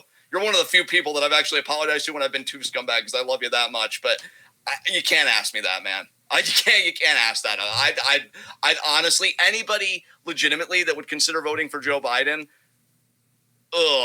because, and that's one last thing. Because, see, God damn it, every time we talk politics, but, we had got so few questions, I don't mind spending a little bit on this. I hate the whole vote blue no matter who mantra. I will not vote for Joe Biden. That's another thing I'll be honest with you guys about. Fuck it. Because I see no difference between a guy like him and a guy like Trump. We'll fucking do the damn thing. Like, I don't give a shit. Let him be fucking 2 terms. Joe Biden is cringe as shit to me. I fucking loathe the dude.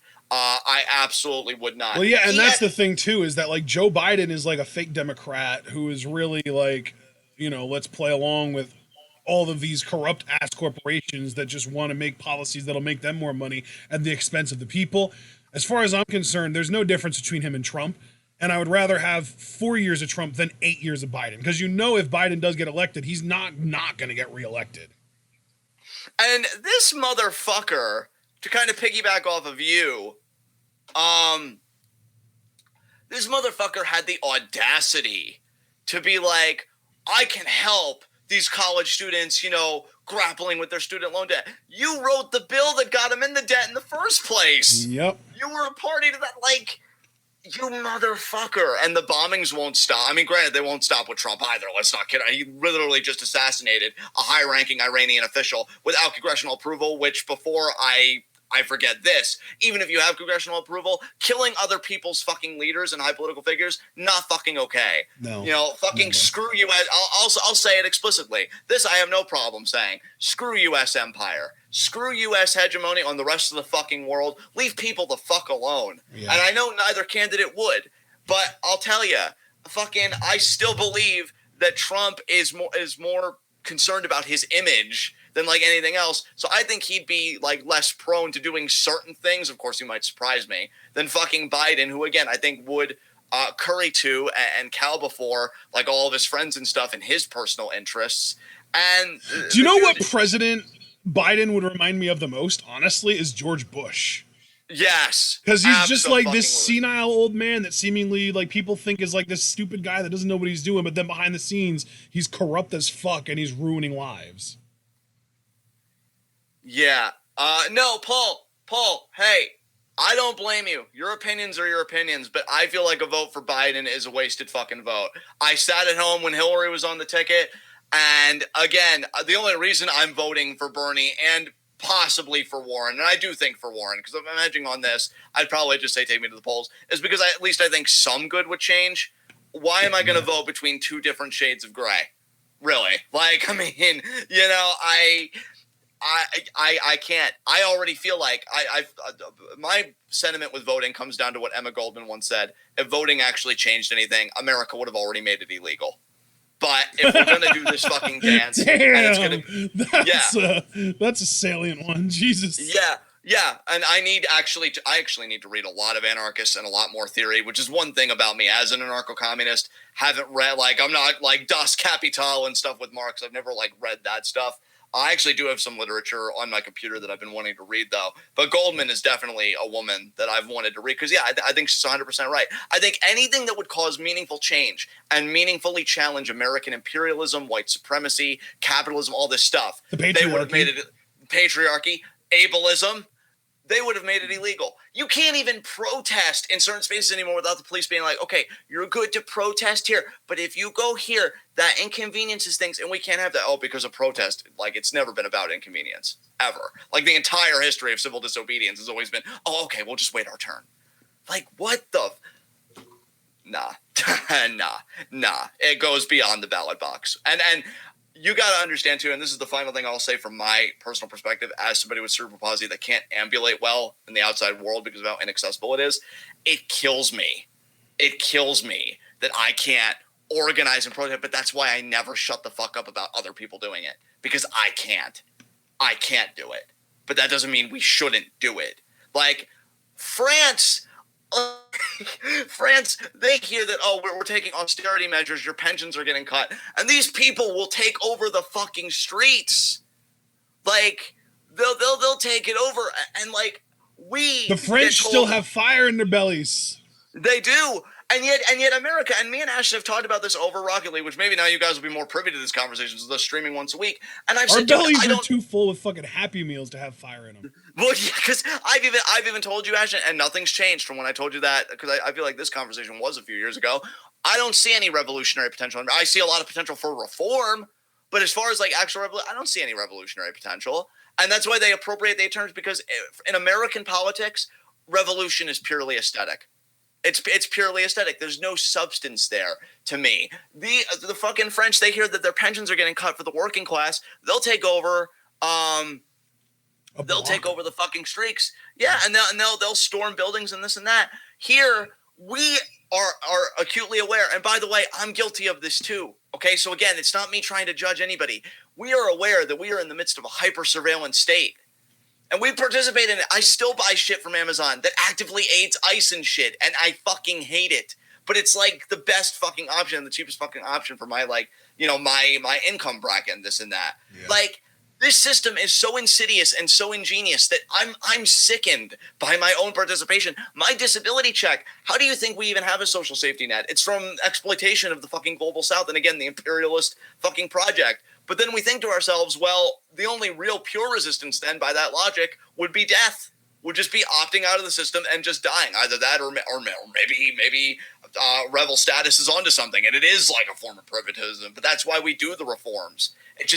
I hate that capitalism and the whole system has gotten so big that that's the option. And Paul saying, I mean, you have to at least vote for people at the beginning of the process. I guess if at the end of the process there's no one you can vote for, I mean, in a general sense. Well, yeah, Paul. Like, I'm planning on voting in the primary for Sanders, but if he's not my guy, like, I'm not going to betray my principles, which I feel like are more important than any action in a system that isn't going to meaningfully change because of those actions. I'm not going to compromise my principles for those kinds of actions. If somebody was like, oh, on the other hand, go join this absolutely, I'll protest with you if it was accessible. But I hate it. I hate the whole process. I hate that we even have to fight this hard for a candidate like Sanders because of the mechanisms of democracy, because it shouldn't be that hard. No. It really shouldn't be that hard. I am so sorry. I took up so much time, but like, yeah, it's a shithole. You never have to apologize for your passion. Never. But yeah, I want better for working people. I want better for people like Ashton and for people like me that are fucking disabled. That like, I'm now hearing about Social Security cuts and this and that and work requirements and this and that. My family is a bit panicked because our fucking food stamps are down to $53 a month. Like it's nuts. And thank God, my Social Security got upped a little bit, but it like gets canceled out with everything else. And like people can't, and that's where I can't even blame any of you or myself or Ashton. How can we have any revolutionary potential on the other end if we can't even live? If like our every waking moment is, how am I going to pay off my debt? How am I going to eat? How am I going to keep the lights on? How am I going to do all this? And that's on top of being a good family member, being a good friend, doing all that stuff for the relationships that fucking matter to you. What fucking time is there to meaningfully change everything if this country and its institutions are constantly bearing down your back, like making you struggle for your own subsistence and your own right to live? It's just not going to happen. So like if we did have the larger minimum wage, which I even think it should be higher than 15. Honestly, just to get ahead 15 of like 15 is only adjusted for inflation. It doesn't take into account the higher productivity that we've got now. Yeah, exactly. I think if it would adjust for both inflation and productivity, it would be in the mid-20s. Oh, absolutely. Absolutely. I think it's a minimum wage in that area. I think that minimum wage should be on top of a UBI for those that can't meet certain work requirements. I think social safety net should be a lot more robust. I think there should be, I mean, for me personally, if we're talking about transitional steps, I don't know how other people feel about this. I do think there should be wealth gaps. I absolutely agree with Bernie that billionaires should not exist. Yeah. Like a billionaire existing in any system is an ethical failure. I'm sorry. And do you remember who said that soundbite first? Who said that soundbite first? AOC! And well, AOC there we go. She said that in an interview one time, and it completely took off because like people were freaking out about it, and Bernie was just like, I mean, yeah, that's right, that's correct. Yeah.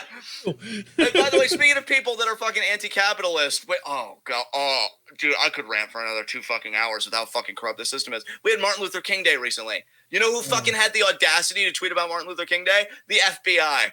Because they've historically been pro-black and anti-racist. I mean, the track record, impeccable. But we never talk about how Martin Luther King was staunchly anti-capitalist because he knew that it was a system predicated on exploitation and that the poor could never get out from underneath it and have a fucking life. Yep. I have friends that are passionate about shit, that have so much to give. All of you, present company included, all of you have so much to give, and I'm willing to bet you can't give it because you're thinking about, how am I going to get my hands on the meds that I need? How am I going to afford food? How am I going to afford rent? How am I going to do X, whatever it is? And we can't do anything if those are always our concerns. I'm actually one of the lucky ones, truthfully, because if I had to constantly worry about my own subsistence, which I feel like each year I'm increasingly like getting to that point just because of influence on the outside. You know, I love doing philosophy like that keeps me going. It's my passion. If I had to contribute to the malaise of capitalism and the fucking 9 to 5, I'd slit my goddamn wrists. People, and you know what? This is going to be truthfully my closing point because I don't even know how many questions we have left. And again, I'm only doing this because we got a much lower amount than I anticipated. About 10. Okay, then I feel significantly less bad about this. 12. I have said to 12. I have said to my grandmother. I have said to my sister. I think I've said to you, Ashton. Mark just spent $30 on meds an hour ago. Jesus Christ. The human lifespan on average for men and women is like roughly 80 years and some change. And that sounds like a lot, like abstractly, but like I'm going to be 28 in like 9 days. Like that's crazy to me. It goes by so quickly. And the quality of life has actually been decreasing 2 years straight. So that may not even be the case anymore in this country in a few years. It might actually get even lower than that. So whatever time we have, my general point being, do we really want to spend it fucking doing this? Do you like, because I'm not one of these leftists. I want to say this too, because this is important. This is one big problem I've always had with the left. I'm not one of these leftists that romanticizes revolution's fucking ugly. Okay? Like changing a system is fucking ugly and it's painful and it's agonizing. Javar said he's just been out of a job 3 months now. Do you think we wanted this to be like if I knew? It's like, congratulations. Wait, what? You exist. Why? I don't know. Because I wouldn't have signed up for this. Nobody sensibly would have signed up for this. I want to see people. I've heard people say, I want to make movies. I want to get them a camera so that they can make movies. I've seen people say, I want to make music. I want to give them an instrument so they can make music and do concert halls and be DJs or be whatever the fuck they want to be. I want to see people be who they want to be. That's what I fucking want. That's what being a leftist, I'm not speaking for any other leftist I know, I'm speaking for me. That's what being a leftist means to me. I want to see people be who they fucking want to be and not waste fucking life making money for somebody that wouldn't give a fuck if they died on the floor of the fucking job. Because they're still making bank with or without you. Yep. But your life, and nobody is going to live your death for you. All this stuff we do for fucking bosses and all these people, like, they're not going to live your death for you when the time comes. If you went to them and be like, oh, you know, I know I'm working for you, but my house is being foreclosed, they're not going to give a fuck. I hear stories about people dying from exhaustion because they have to work 3 fucking jobs, and even that, 3 fucking jobs, even that isn't enough. I hear people stress about because you should exercise X amount of time a day or eat this many times. But how can you do that when you're literally taking your work home with you? That people are neglecting their own self-care because the capitalist ideology is so ingrained in them, and I don't blame them for that. Because this society has a weird way. I spent so much of my formative years as a disabled man feeling like I was worthless, a drain on society. I strove to pass as an able-bodied guy because I'm like, oh, I'm not disabled. I'm just not like everybody else. And then finally, I've just decided in the last few years, oh, yeah, I'm fucking disabled. I'm fucking disabled. And like all you pro-eugenicists and all these people that are like, why do we have to pay for them? Yeah, because I have just as right to exist as you do, and human dignity is a fucking thing. But go ahead and protect the fetus that isn't even a human fucking being. That's cool. That's cool. But just neglect actual human rights for fully realized persons. That's totally fine. It's disgusting. It's disgusting. Like, we go to patriarchy, right? Because we mentioned women and like Warren and all that. I saw a thread one time that women were like, women, if we didn't have to fear like misogyny and like violent men and this and that, what's the one thing you would want to do? And the number one answer broke my fucking heart. Take a walk at night. Take a fucking walk at nighttime. Are you kidding me? Like, and this is the world we should be striving for, but how can we when we're so rightfully concerned with our personal subsistence and the subsistence of our family and friends? We can't have a concept of impartial caring like for the global South, or even people in this country, like saying like California or whatever, when we're so focused on constantly maintaining our little circle because it's constantly being threatened by the same system. That's what makes it so insidious and so ingenious, is it's found a way to maintain itself without any fear of resistance. Because if you resist, you die. And not necessarily by, muskets and tanks anymore. You die because any chance you give to resist, that's less time off work, which means less pay, which means less. You know how the cycle goes. Mm-hmm. It's fucking maddening. Even me speaking at this speed should tell you how fucking maddening it is. I'm exasperated while I'm doing this because you just think about it and it's like, my God, we're so fucked. We're really so fucked, and that's why I can't blame anybody that's like, I shop at Amazon, or I do this, or I do that. I don't blame you.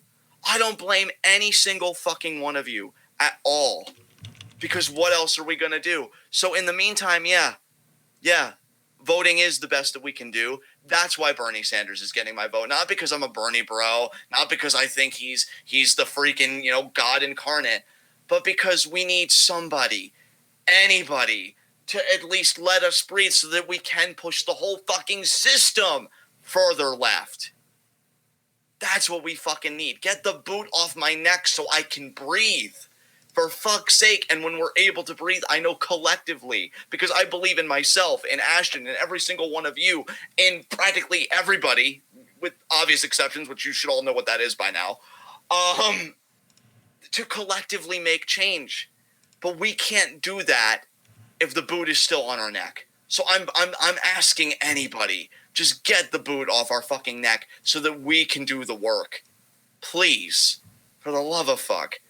Can we please move on to the next question before I open my mouth about anything else and I think of anything else? Let's just move into the next. What's the next question? What do we got? What movie are you looking the most forward to right now? Well, most immediately, I'm looking forward to rewatching Whiplash with you and your mom soon. Yeah, that's next Friday. But movie I'm most looking forward to that's like new-ish. What's the Doctor Strange sequel called?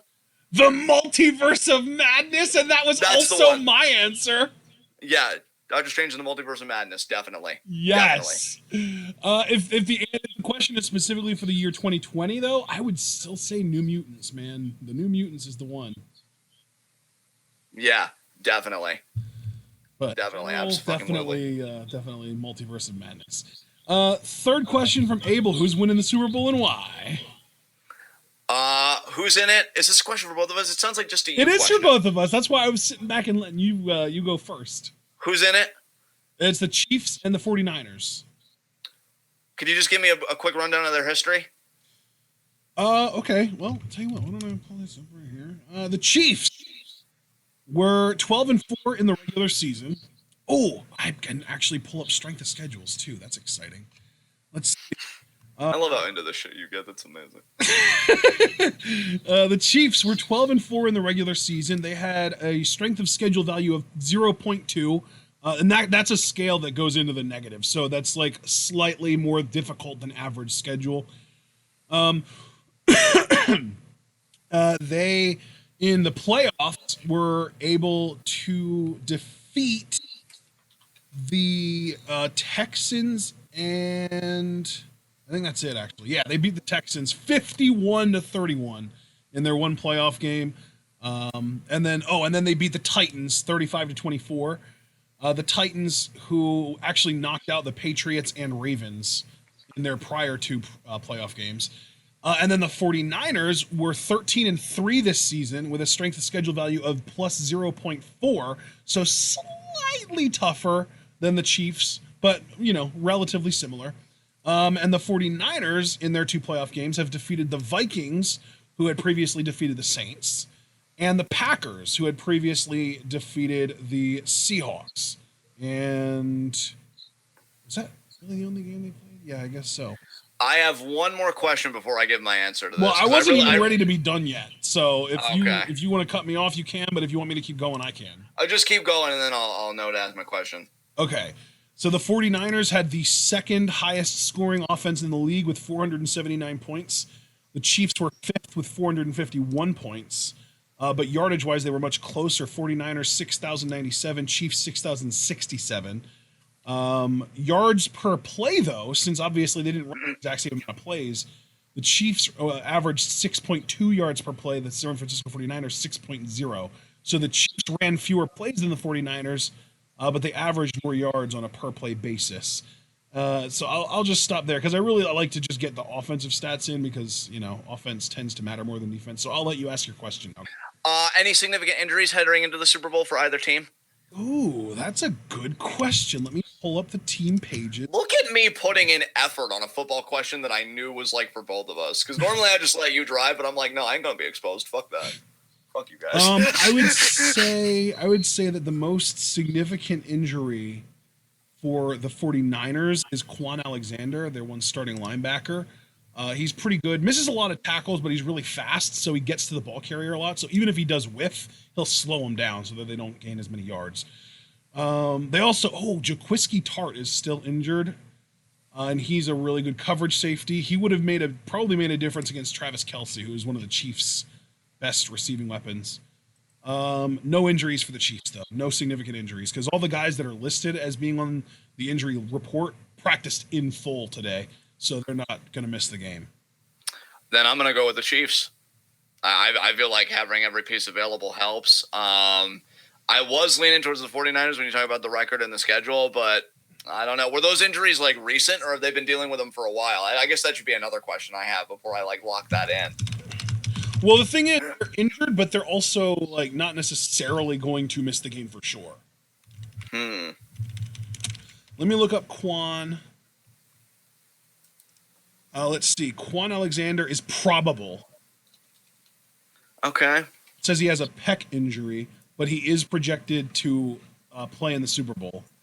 And then Jaquiski Tart is probable as well, dealing with a rib injury, but expected to line up against the Chiefs. So both guys that were injured, they're beat up, but they're still probably going to play.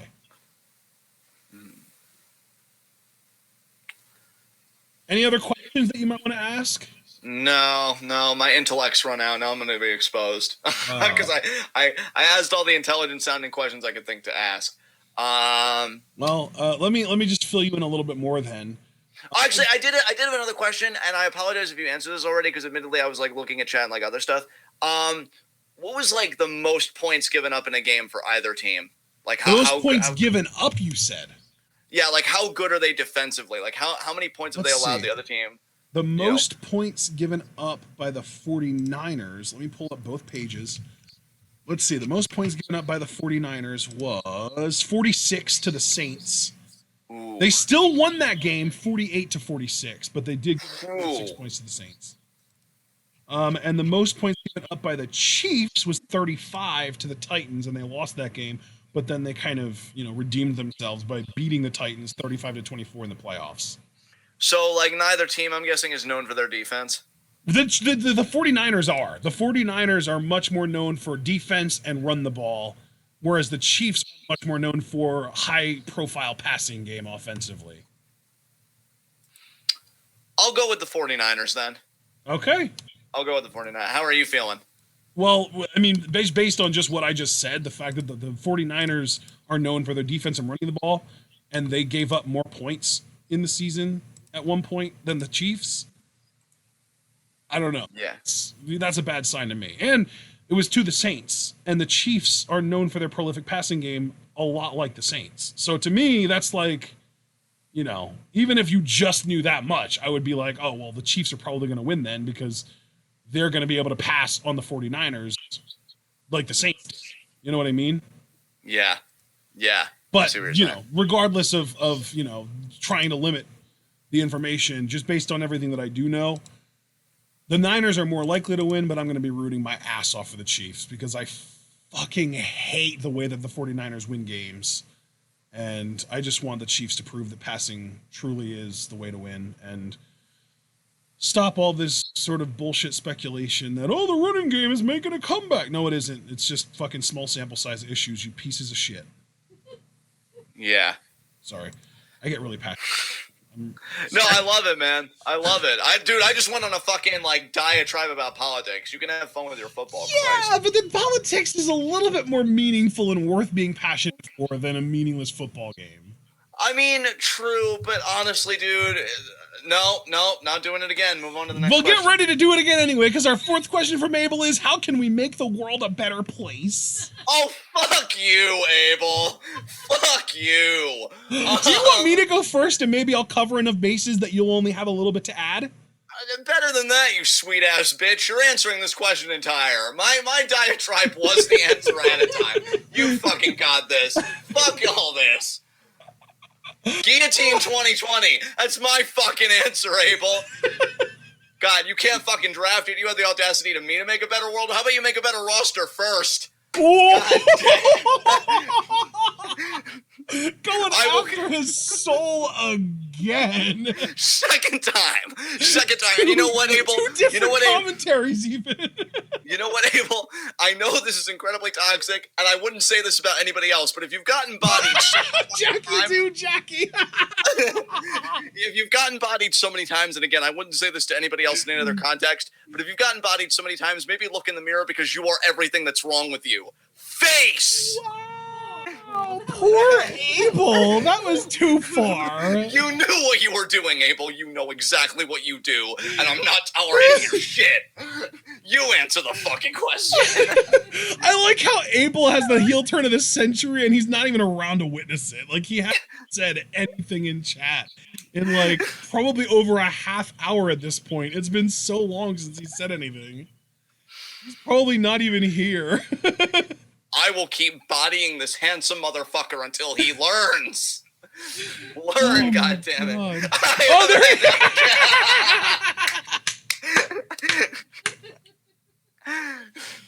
Oh my god. Okay. So, Utopia, right? Utopia. I'm gonna say no borders. First one, just because he said, "How do we make the world better, not just the country?" No borders. Number one. Fuck yeah. We should try to focus on regenerative agriculture as a potential way to actually, like, restore deserts, because you can literally, like, basically fucking terraform with regenerative agriculture to slowly reduce the size of deserts and increase the amount of farmable land on the planet. I would seriously consider strongly emphasizing hydroponics, aquaponics, aeroponics, and vertical farming as a way to reduce the amount of land actually required for farming. Again, with the regenerative agriculture, that also can come back to a more humane way to farm animals like cows, pigs, sheep, etc. Rather than having them all fucking penned up in cages that are barely big enough for them to fit in and they can't turn around in and shit, and they're just like stuck there, living there to eat and shit their entire lives. Let's see. This is just like broad stroke stuff now. So I'm gonna also say resource-based economy, which, if you don't know, is basically abolish all forms of currency, so that it's literally just like, if you make stuff, you can give it to people, and that's it. It's not even it's not even like you give it expecting something in return, because everything in this ideal world, there is no need, like there is no scarcity in this utopia, because at the end of the day, there are more resources in the world than there are people to use said resources. So there's no need for this whole scarcity, I'll give you this as long as you give me that kind of thing. It's just, if you're good at something, go do it. If you're good at making something, go make it and give it to people. Like, it's that simple.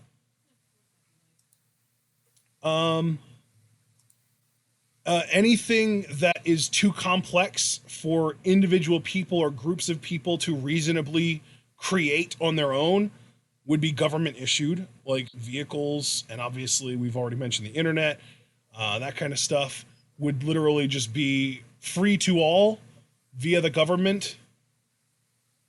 which would really, there wouldn't really be a true government. It would really be more like a society of fucking scientists and researchers just doing their best to make the world a better place, just trying to find ways to make all the systems more efficient, more cost friendly, more eco friendly, et cetera, et cetera. If you've ever heard of the Venus Project, that Jacques Fresco is the guy's name that led it. He actually died recently, he died in like 2016 or something. Let me look it up. Jacques Fresco. He died in 2017. Okay, but he was 101 years old when he died. Yeah, but he had this whole fucking blueprint for an entire society that, currency was just abolished. There was no currency. There was no money, so there was nothing that people, and the whole point was, there were enough resources in the world that everybody could be fed and housed and clothed without having to worry about cost, because it's just a fucking excess, and it's just that there are certain people and certain groups and certain corporations that are hoarding shit or just refusing to use their technology to make these advancements that is available to them. Like, we could literally be 3D printing homes, for fuck's sakes. Yes. Yeah, I've been quiet this whole time, but I'm so glad you mentioned that, because I've even seen articles about 3D printers, like, making small homes. Yeah. And then that's another interesting thing, too, is, like, we probably don't have the space for it. Like, we would still have to have these, like, huge-ass apartment complexes that people could live in. But at the end of the day, I think that, I've mentioned this before, an Earth ship is literally this like home designed to be completely self-sufficient. It uses solar panels for energy. It uses rainwater collection for all of its water systems. It is literally designed so that if you're in the north, there is a greenhouse facing south. If you're in the south, there's a greenhouse facing north. Basically, no matter where you live, there is a greenhouse facing the sun in a way where there is a roof over it, so that when the sun is at its highest, when that area is at its hottest and the sun is at its highest in the sky, it isn't beating directly into the greenhouse. It's beating into the roof, and the roof is absorbing the heat rather than the greenhouse letting the heat in. But when it gets cold outside and the sun is lower in the horizon, it's beating straight into the greenhouse, and it's heating everything up on the inside. So it's literally a house or a home that is specifically designed to regulate its own temperature. Like, when it's cold outside, the sun is low and it's beating heat and, all these sunshine rays into the house.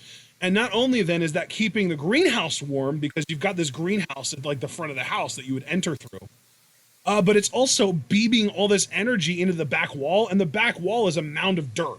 And when all that dirt, it acts like a heat battery, and it stores up all that heat, and then when the sun goes away, there's nowhere for that energy to go but into your house. So when the sun isn't out and beating energy and heat into your home, this heat from the inside, this dirt sort of energy battery, goes into your home, and it literally acts like a heater into your home. It heats your home for you in the winter, and then in the summer, because you've got this big ass mound of dirt behind your house, you get these pipes that go into this mound of dirt that you can open then, and they act like fucking built-in air conditioners. They're like these coolant pipes that pump the cool air from inside this mound of dirt into your home and cool it when it's hot outside. So like, it literally is a self-sufficient, self-temperature regulating, self-energy collecting, self-water collecting home that is entirely independent. And you have the greenhouse so you can grow plants there. And you would also have an outside garden that you could put inside a greenhouse as well if you would want to, that all of the black water would go to after you've, done your business in the toilet. And that it recycles water too. Like, all the water it collects via the rain, that shit goes into your sink, that shit goes into your shower, that shit goes into your plants. And then once you've used it there, and it's considered gray water because it's dirty, but it's not like disgusting to the point that you don't even want to look at it, then it goes into your toilet for you to do your business too, and then that black water goes into your garden and acts as a fertilizer. So it's like this multi-purpose, multi-use home that is designed to be entirely independent and self-sufficient. You know, you get your internet if you want like a satellite or something along those lines. You get your electricity from the solar panels. You collect your own rainwater. Everything is self-sufficient. Everything is self-reliant. You're off the grid completely. And yeah, like Paul said, give the homeless free houses. It's really easy to do when you can just fucking 3D print them, right? Like that's the thing is, you know, it would be, and that's the thing too, is that there are more empty houses in the US than there are homeless people. So if the government wanted to make that happen, if they wanted homeless people to just not be homeless anymore, you could literally give them homes. It would not be a difficult thing, especially if they were willing to relocate and they weren't like, oh no, I have to live in this big city that I'm, you know, peddling for, or what's it called, where they're like asking for change. What's that called? Panhandling. Panhandling. Thank you. I knew it was a P word that ended in ling. But yeah, so like there are so many things that could be done. And if we're just looking in the short term, higher minimum wage, higher overtime, guaranteed overtime, unionize everything, legalize everything, student loan forgiveness, universal basic income, universal health care, universal education, universal internet, I would say. Make internet an appliance rather than having it be privately owned. I think I about covered the important stuff. I'm probably missing something. I'm sure I am.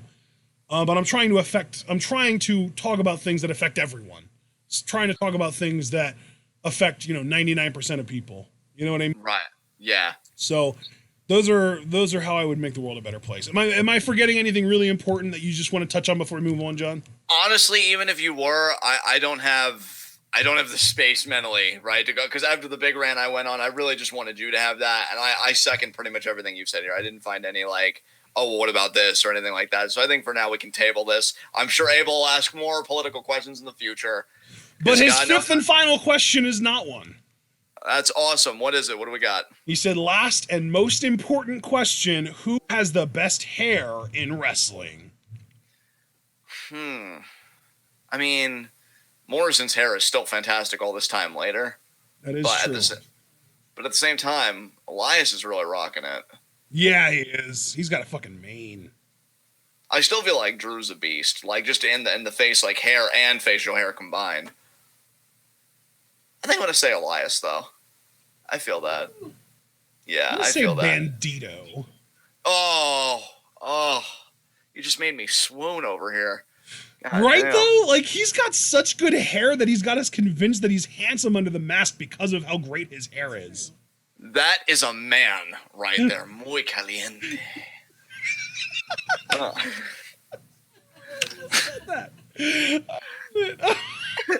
right. You weren't expecting that at all, were you? I was not expecting you to speak Spanish, no. Oh, Paul with the great late entry Naomi right now is definitely. Oh, dude, that fro was sending me. Yes. God damn. Yes. She got so much Twitter clout just for the fro. I loved it. Dude, amazing. Amazing. All right, I guess we're ready to move on to Ella's 3 questions, if she's even still here. I haven't seen her in a little while. I know she was here for the first political question when you went on your rant, but I haven't seen her since. First question from Ella, though. What was a really good NXT TakeOver match that doesn't get talked about as much as others? Really good TakeOver match that doesn't get talked about as much as others. Honestly, well, no, I guess that doesn't count because people talked about it a lot at the time. What? I was going to say Sami Zayn versus Nakamura. Yeah, but I that's know still like people still talk about that as Nakamura's best match of his WWE career. But then beyond that, I would honestly say the match that. I have an answer. I have an answer too. I'm curious if we share it. I was going to say because I think this was our evolution. I think was Tyson Kidd versus Neville. I thought that was a really good match that nobody really talks about. But Kidd showed it. No, that couldn't have been our evolution though, because that was Zayn Neville. Oh, that was Zayn Neville, huh? Because I always forget. Was it Takeover Fatal 4? No, it wasn't 4-4-way. I don't think. Which was the one? Because I know that same night Natalya challenged Charlotte for the NXT Women's Championship. I think that was just NXT Takeover. Okay, see, I was thinking Takeover, and I always get that and our Evolution mixed up for whatever reason. But yeah, because the first one was Takeover. The first one was NXT Arrival. The second one was NXT Takeover, and then everyone after that has been NXT Takeover something. But yeah, the first ever actual takeover was main evented by Neville versus Kidd. So that's the one you're thinking of. Yeah, Neville Kidd was fantastic. So I would say that because I think because it's just Neville who's now in AEW and Tyson Kidd was never like one of these big indie names. People kind of overlook it. But yeah. So what were you going to say though, Ashton? I'm curious. It's actually I can proudly say mine has not been mentioned in chat yet. Champa Dream, brother. Or wait, no. I know you love that match, but that's not what I was thinking. Riddle Dream from Yeah. Riddle versus Dream from this past. I think it was Takeover New York. I want to say, or was it? No, wait. Was it New York? I'm gonna look it up. NXT Takeover New York. I think that was this past year, right? It should have been. Yeah. Yeah, that's what it was. Dream versus Riddle for the NXT North American Championship. That's what it was right there. To me, that was my WWE match of the year last year. Like, it was between that and Kofi Bryant at Mania. Right. And really, like, to me, that's the best match Dream's ever had. And probably the best match Riddle has had in NXT.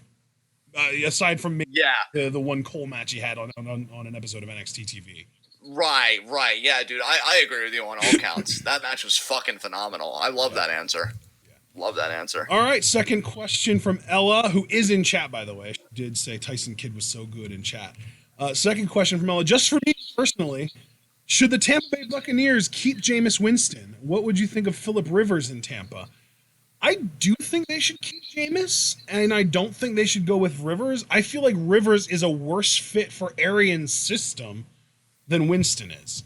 I think they should keep Winston, and I think that they should maybe draft like a high upside guy, like maybe like a Jacob Eason, someone with a big arm, basically, someone that's good at pushing the ball down the field, either this year or next. Next year might be a better bet, because if it's one of those things with Jameis where he's either going to put on an amazing show and really like prove that he is a genuine franchise quarterback prospect and someone that they should keep to and commit to, or he's going to completely shit the bed, in which case they're probably going to have a really high draft pick and they'll be in a better position to take a quarterback next year.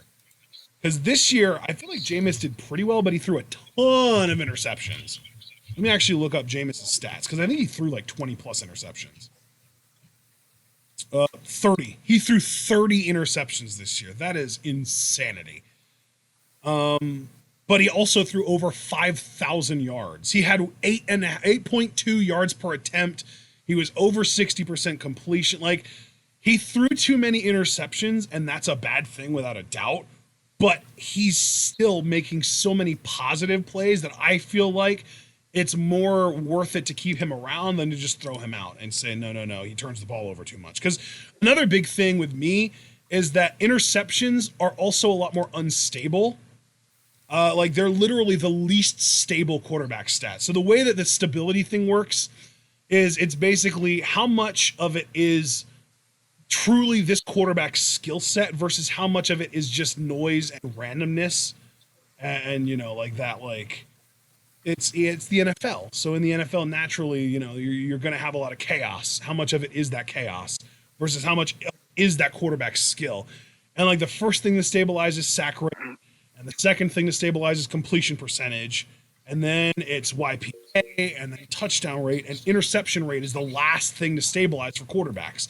And I think that's why a lot of quarterbacks early on in their careers throw too many interceptions, and then they get benched. And we just never see anything from them, despite the fact that they were supposed to be really good prospects coming out of college.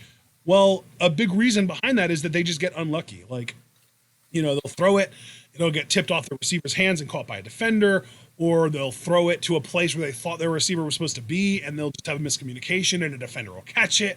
Or, you know, like simple stuff like that happens a lot. And I feel like with Jameis, his 30 interceptions this year, that number is probably going to regress, because 4.8 interception rate is going to come down. That's way too high for anyone, really.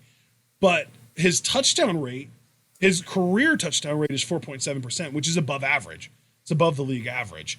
And again, that's closer to stabilizing than the interception rate. And actually, that probably is pretty much stabilized by now, because I think that the touchdown rate interception, or the touchdown rate stabilizes at around like 2,200, 2,300 pass attempts, and he's at 2,548 already. So the touchdown rate at 4.7% over his career is probably pretty stable already. So that's just kind of who he is. He's going to throw touchdowns at an above average rate. Interception rate, though, doesn't stabilize until like 4,500 pass attempts. It's crazy how long it takes for interception rate to stabilize, because it's such a volatile stat, because the quarterback's interceptions are so much more based on luck than they're based on his actual skill. And by the way, he actually did throw more than 30 touchdowns. He threw 33 touchdowns. So he's not like Baker Mayfield. He threw more touchdowns than interceptions, not the same amount. But still, 8.2 yards per attempt, that is great. That's like better than good. That is legitimately great. And, you know, the 33 touchdowns even. His touchdown rate this year was 5.3%. That is genuinely great as well. Now, obviously, like I said, his career is 4.7. That's probably closer to who he is than the 5.3, but still really, really good. It's just the interceptions, man. If he can get the interceptions down, I do think he does enough good that the bad is worth it, is worth giving him more shots. So I think that Jameis is worth keeping around. I know that it wasn't a great year for the Bucs this year, but I think if they can protect him better, and if they can just improve their secondary and maybe get more speed on the field offensively, because like Mike Evans and Chris Godwin aren't really known as fast guys. They're not going to stretch the field. So, you know, maybe Scotty Miller. I know Scotty Miller is on the team and he had a couple catches this past year, but someone with that like really good game-breaking speed that can really stretch defenses would probably make a huge difference. Because like Deshaun Jackson did that for Jameis, and Jameis had his best years with Deshaun Jackson on the field. So if they could just get another really good field stretcher, and there are a lot of really good field stretchers in this year's draft. It is a strong wide receiver draft, especially if you need speed. Like, even if they wanted to get like a Henry Ruggs, I don't think Henry Ruggs is going to be a great NFL wide receiver, but he's literally, there are votes being taken, like there are bets being made on whether Henry Ruggs will break John Ross's all-time 40-time record at the combine this year. Like, people are saying he's going to run 4.2. Like, this dude is a speed, game-breaking kind of receiver.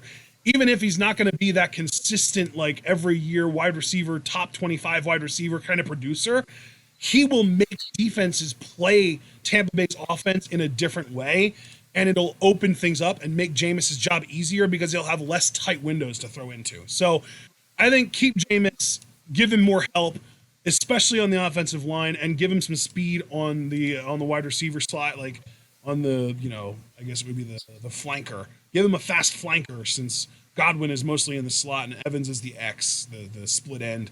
Give him a fast Z, man. Give him a fast Z. Give him a proper Deshaun Jackson replacement. And even if they don't draft one, I think Scotty Miller could be that guy. So I'm going to leave it at that. I've already gone on too long. Let's move on. Third and final question from Ella. This is for both of us, John, and I'll let you go first here since I just went forever. Can you elaborate on why you dislike Cody Rhodes? I just think he's very narcissistic and full of himself. I feel like AEW really wasn't about changing the wrestling industry or improving the culture, but more him just thumbing his nose at the people in WWE that never gave him the main event spot that he thought he deserved. And I'll admit, I'll be fully candid, for a long time that I thought he deserved. I was a big fan of undashing Cody Rhodes, and the Cody Rhodes, like after he unmasked and reintroduced the classic IC title, you know, absolutely. Like I definitely thought he deserved a main event run, but I feel like AEW is about, see, I can make it. I'm a top guy. Well, it's easy to be a top guy when you control the pencil. Yeah, so I think exactly. AEW is all about Cody Rhodes proving to the world that if you just throw the fucking book behind him, he can get over. Exactly. And so, yeah, I just think it's one big vanity project. I think the dig that he took at Bailey to promote Kylie Ray, like, oh, you know, kind of suggesting that Bailey is fake nice. I really didn't like that. And even if it is true, like, even if Bailey does have things like behind the scenes that we don't know about, it still wasn't a really tactful way to go about it. Yeah. So I think it definitely lacked tact.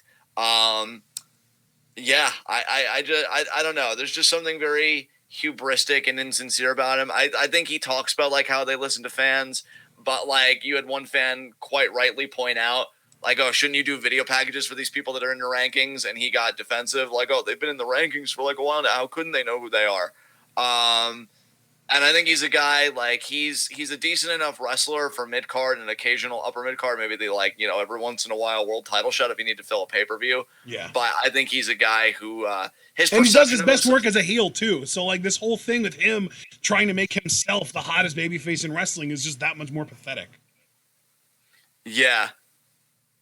And yeah, I just think that his vision of himself far exceeds the reality of himself, to put it away. It really does kind of stem from entitlement. He really does feel like he is just entitled to being pushed. You know, like he in WWE, he felt like he was entitled to being pushed to the main event when he was. I mean, first of all, he doesn't have a main event look at all, especially for WWE. And second of all, frankly, he's not a main event level worker in the ring. Like he is the definition of a mechanic, you know, like he is that exactly. He is everything that he claimed Shawn Spears is, and Shawn Spears is a notch below that, realistically.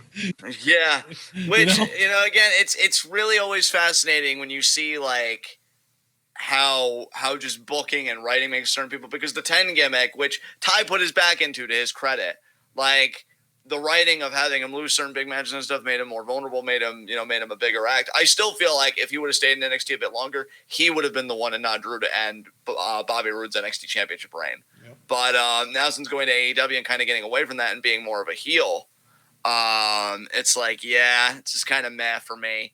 So yeah, I just don't like Cody, mainly because I just think like he's just a very masturbatory kind of guy, very, very into himself and his people. You know, like his wife and, you know, all that.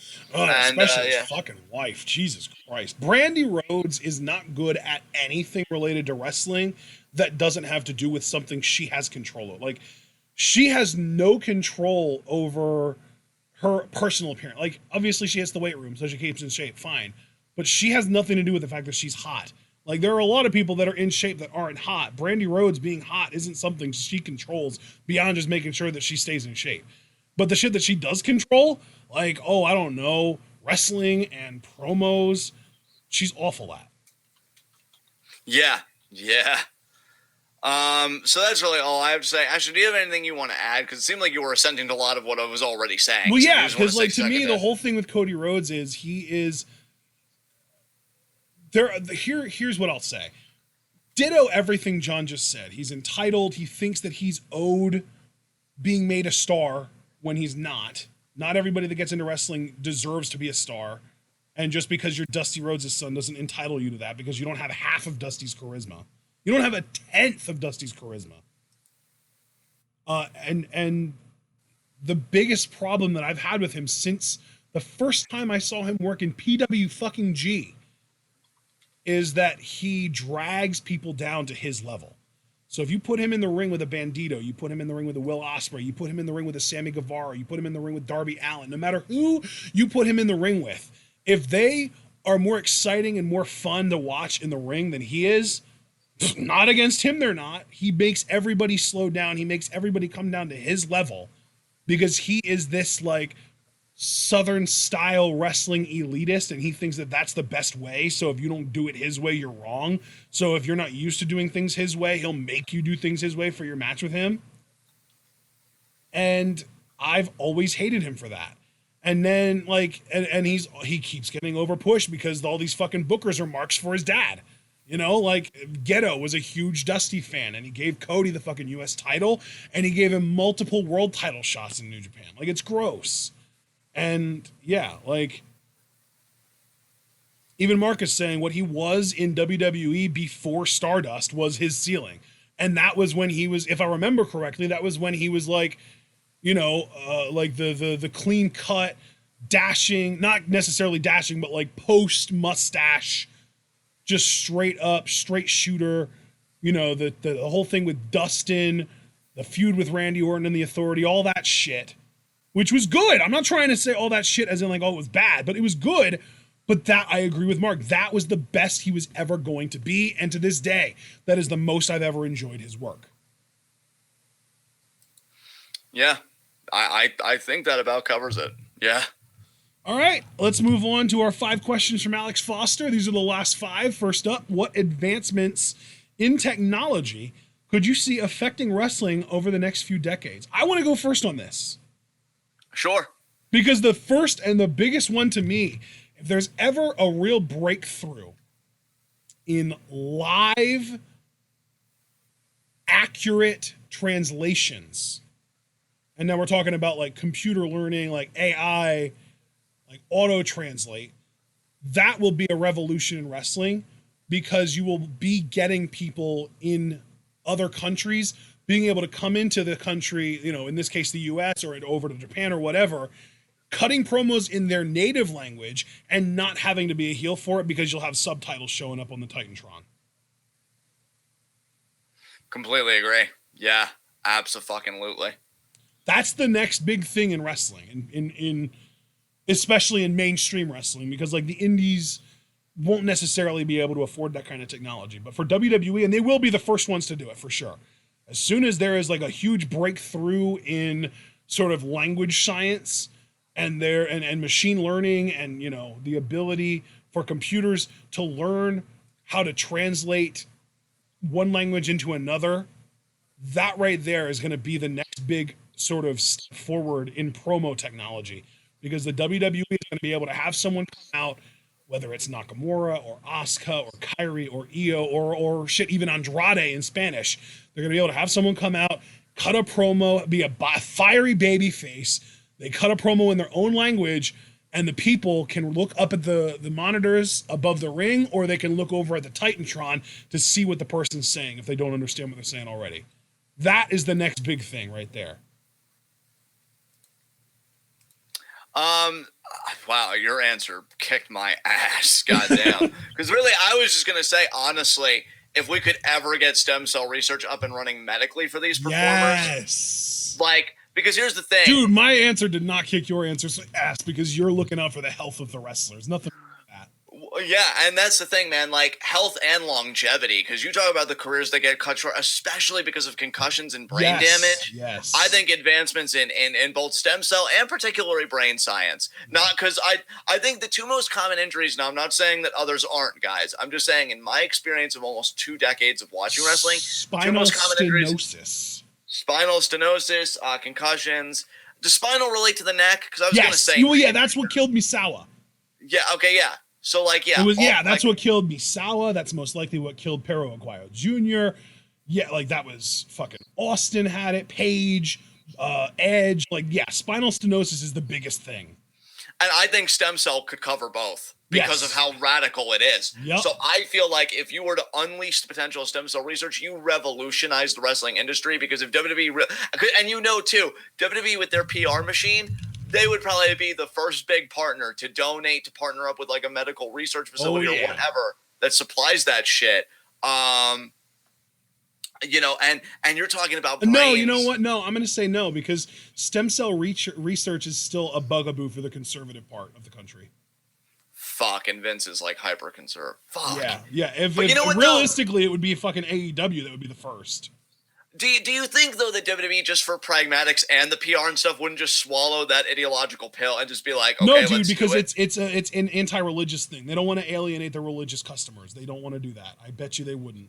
God, well, you know what? I stand by my initial point, though, that just for wrestling in general, it would revolutionize it, because I think you could absolutely right, but I feel like some other company would have to adopt that method and show the results and show that it works and start bragging about how they're looking out for their wrestlers more than WWE before WWE would even think about it, because of the religious implications and Vince and all that shit. Unless Vince is dead by then, which it could be. Like, you know, if it's 15, 20 years down the line, Vince could very well be gone and there would be a new guard in charge of WWE, and they might be more willing to go forward with it, especially Stephanie's involved at the top still, because she's all about getting that PR. Yeah. She was the one that tweeted about fucking philanthropy being the future of marketing. Yeah, exactly. I just feel like if WWE would get over the conservative, you know, inclinations, to your point, my God, like the whole game would change, because WWE, even with these new companies propping up, I would still say that WWE is the game. At this stage. Oh, absolutely. They're so ingrained in everyone's culture at this point. It's crazy. I mean, now I don't want to overestimate the capabilities of stem cell, but like I think if it got the most refined that I'm thinking of, because I know a lot of people too are concerned about the Japanese style, like how hard hitting it is, how physical it is. You could fucking do it. I'm not saying that you wouldn't have other complications. That maybe it would just be like, oh, it just sucks. It happens. But like, just knowing that like you could heal a brain that's so damaged, that you could give somebody their career back, that you could prevent somebody from even having to shelve their career at all. I think when you look at the welfare of performers that would be able to die at an average age, given the national average of lifespan, be able to perform to the fullest extent that they would want to, instead of cutting it early, going back to Edge's promo, ending careers on their terms, which for the business is, hey, the longer you stay with me, the more money you make for me. Like, yeah, stem cell is easy. Like, I'd say, dude, if you put your thing and my thing together, whichever wrestling promotion has that is the new Monday Night War. There it's like we got soldiers that don't fucking tire. Our soldiers don't fucking quit. We just inject them with the shit, and they're ready to go and fucking do it again. No, it's because, dude, I think you make a great point about translation, which kind of brings to my mind, like, politically and socially, like if we had a more open borders kind of world, like business would be so much easier to do, and translations and like foreign superstars would be able to get over easier, which would open up the market immensely. But then you synthesize that with like the health and medical part, maybe updating the wellness policy, stem cell therapy and this and that, because you've seen Johnny do it, you've seen Ray do it, and he's still going. Now, what if you unleash that to the fucking maximum? Like, holy fucking shit, you have super wrestlers. It's amazing. So, yeah, I would absolutely say for the medical side. So long, bump cards. We've got unlimited passes. And, it's so funny to bring it full circle, not to go back to a depressing point. And the only reason I'm doing it is because it definitely affected me talking about it. But we're talking about, like, David Benoit being Chris Benoit Jr. We'd probably still have... and maybe not, because I heard also from the coroner report he also had heart issues, but we may still have a Chris Benoit if stem cell research was more progressive. I don't know. But I think even if that's not the case, you should give everybody every fighting chance. Even if a cancer is going to kill you, you should give somebody every fighting chance to maybe make it otherwise. Yeah. And I think stem cell is one of the best fighting chances that so many diseases have, and especially the CTE, Alzheimer's, the CTE, the spinal stenosis that affect so many performers either when they're at their prime or even just getting started. Like Paige was so young, I feel like, when she had like her stuff, and whatever you feel. Well, about she also had a scoliosis thing from a young age, so her spine's always kind of been fucked. But also, she's been wrestling since she was like 13 years old. So yeah, like I'm not too surprised that she's had spinal issues in her life. Yeah. Foster pointing out with stem cells and healing to his knees, Suzuki would live forever, which is amazing and terrifying. Yeah, for everyone else, fucking Suzuki-sama reigning over Japanese wrestling forever. Yes, fucking please. Yeah. Like, imagine, because dude, here's the crazy thing. Because now I'm having fun with this, thinking about it. If stem cell really was as radical and had like all the potentialities I'm conceiving of it, which I'll admit maybe borders on sci-fi a little bit, I bet you there are some wrestlers that would just go until they died. Like, literally. Like, they would just, die in just a peaceful death. Like, that's it. I mean, if they refine stem cell enough, dying wouldn't even be a thing. Because, if they could get to the point that they could use stem cells to repair cell walls, that's a cure to mortality.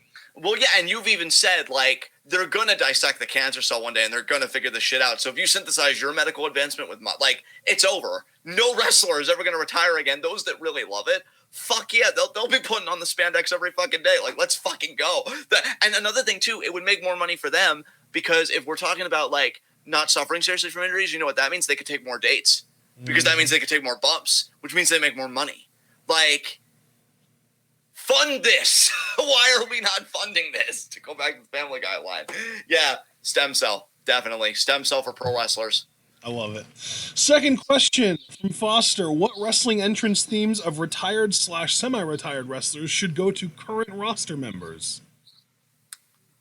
Ooh, retired wrestlers or semi-retired? Ooh, I like this. I feel like Kurt Angle's theme, if we're going to commit to the Sun thing, Kurt Angle's theme should go to Jason Jordan. Because I really didn't like Jason Jordan's kind of retired, isn't he? Oh, true. Fuck. I keep hearing, though, that maybe he might Chad come Gable? back.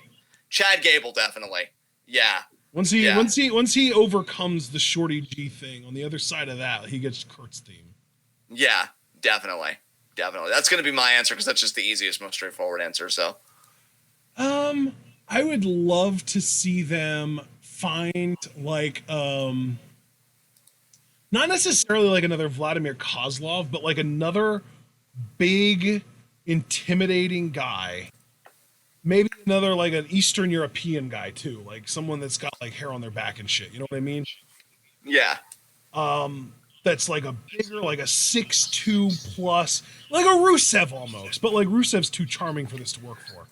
But like someone that kind of has that look, that they look like that Eastern European, where it's like, you know, they kind of look like they would stab you in the back alley kind of thing. And I want them to have Dan Severn's old theme song in WWE. Ooh, okay. Yeah, I don't know if you even know what that is. No, I don't think I've ever. I know who Dan Severn is. I don't think I've ever heard the theme though. Well, I'll play it for you when we get done here. I'm not trying to play it now and get a fucking copyright strike again, but I'll play it. Oh, hell no. Hell no. So yeah, I really love Dan Severn's old theme. So any chance to hear that again for like a big, scary, intimidating son of a bitch would definitely be a great opportunity. Next up, third question from Foster. How would you bring Krillin, Tien, and Yamcha back to prominence? I wouldn't. What? Get bodied? Fuck. I'll have to gather the Dragon Balls and wish them back to life from the dragon after the number you did, fucking Frieza ass. Yeah, I mean, despite me saying that though, he's right. I love it. Yes. I wouldn't. Suck less. Next question. I wonder if he knew we would respond that way and he just wanted to hear it. I mean, truthfully, since I've already been on my bullshit and I bodied Abel, if you didn't see this coming, Foster, watch the product. I don't know what to tell you, man. Like, should have seen this coming, man. I don't know what to tell you. My God. All right. Yeah, next question. Fourth question from Alex Foster. How big do you want TWitWoW to be? I mean, I feel like we already own the wrestling world. I mean, I guess not, because there are definitely bigger platforms. I just feel like we do it better than they do. So it's just the confidence, you know? I guess as big as people want it to be. You know, you guys are still loving it. We're still enjoying it. We're covering Eastern wrestling more, so it'd be great if we tap into that market more. Oh, Foster's like, God damn it. You know, it'd be great if Japanese fans were like, oh, hey, you know, I love Stardom, and you're great with Stardom, you know. And yeah, give it a couple of years. By the time I learn Japanese, we might actually be able to start like putting Japanese in our titles, and I could translate and shit. That would be cool. Really, I mean, look, even as a leftist, I'm very anti 1%, but this motherfucker right here, this is the only guy that I would really like to see become rich, like fucking all of this, like. Yeah, I was gonna say, like, if you're asking me how big I want to get, big enough to sustain an income for my face. Yeah. So, you know, like just $700 or $800 a month would just be so fucking nice. Yeah, make Ashton a millionaire 2020. Which I said 100, not 1,000. Jesus. You know, but that's what I'm saying. Like you're the only 1%er if you'd ever get membership that I'd tolerate. We guillotine skips you, but nobody else though, just you. So yeah, I mean, and that's kind of an Ashton's goal. Is like I want this to sustain me. I'm down for that goal. Really, like I wanted to be big enough to do that for him. Obviously, Ashton knows, like, I have other interests in philosophy. Like, I've never hit that, like, philosophy is, like, my big goal. That's where I want to make it big. So, for me, I'm just having a good time. So, as long as I'm still having a good time, it can be as big as it wants to be.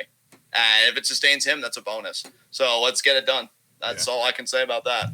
All right. Final question of the Q&A from Foster. What wrestlers deserve their own in-character TV show? Oh, in-character? Kairi Sane, sailing with Sane immediately. Ooh, I love it. Mr. Rogers Bray should have a whole like block on Yes, PBS. all of the yes. I think I'm just gonna stop there, honestly, because those are just the two best answers for me. So yeah, I'm not going to. I still want that post pay-per-view therapy. Where all the wrestlers that lost. And it doesn't even have to be post pay-per-view. It can be like a post show for Raw and SmackDown too, where all the wrestlers that lost or got beat up on the show have a therapy session and they just talk about their feelings. Dude, that would have been. Let me tell you something. I love that idea, and just even going to like one of the freshest examples in my mind of how ingenious it is. I wish they would have had that when Hawkins was on his losing streak, and he would have shown up week after week, and they could have made that a part of the story. Yep. Up until like he broke the streak. Like maybe he even snaps in therapy. Like I keep coming here and nothing ever changes, and like he just has this big moment where it's like, no, I'm done.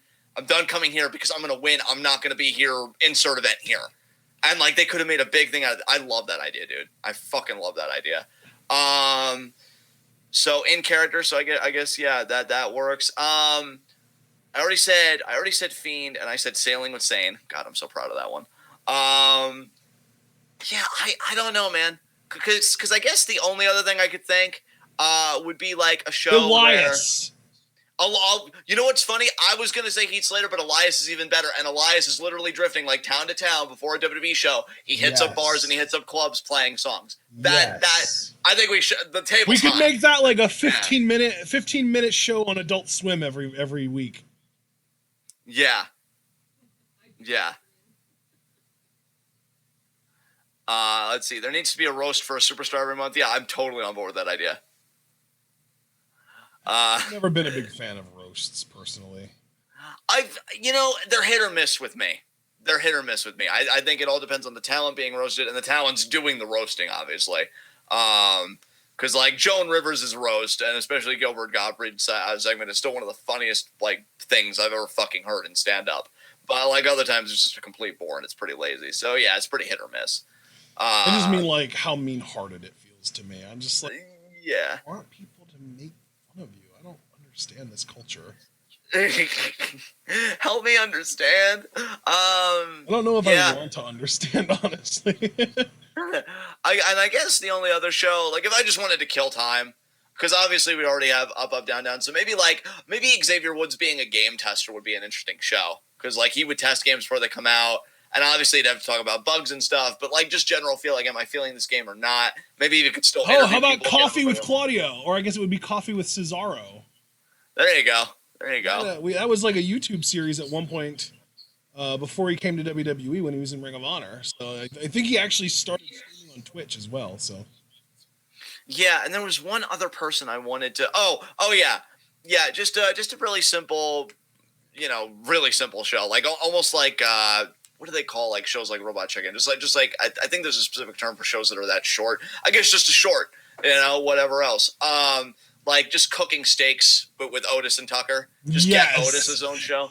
So, yes. Yeah, like Otis is cooking steaks. Mandy guest stars every now and then when she decides to show up to the barbecue. Yeah, and if her and Sony have a completely disintegrated, it could be like Mandy's Donuts, like the whole donuts thing. So donuts and steaks, and like Tucker's lifting the weights, and it's like just this whole thing. Like, yeah, that'd be cool. Steaks and weights and donuts with Tucker and Otis and Mandy. Yes. All right. Oh, and never mind. I think I'm good with that. So yeah, was that Foster's last question, or do we still have one more question? No, that was the last one. We're all good. I feel really good about what we accomplished today. I mainly feel good about my face because I shaved and I'm so devastatingly handsome. But I feel really good about what we've done here. Your fucking face, I swear. So I'm just saying, like I'm feeling the love mainly for me. But I also feel like the rest of you did really good stuff too. So this is great stuff. What did we even do? I mean, you gave good answers to things. You had moments, sir. You had moments. I mean, okay, so then just say I did good. Well, I mean, they did good too. They showed up. Questions.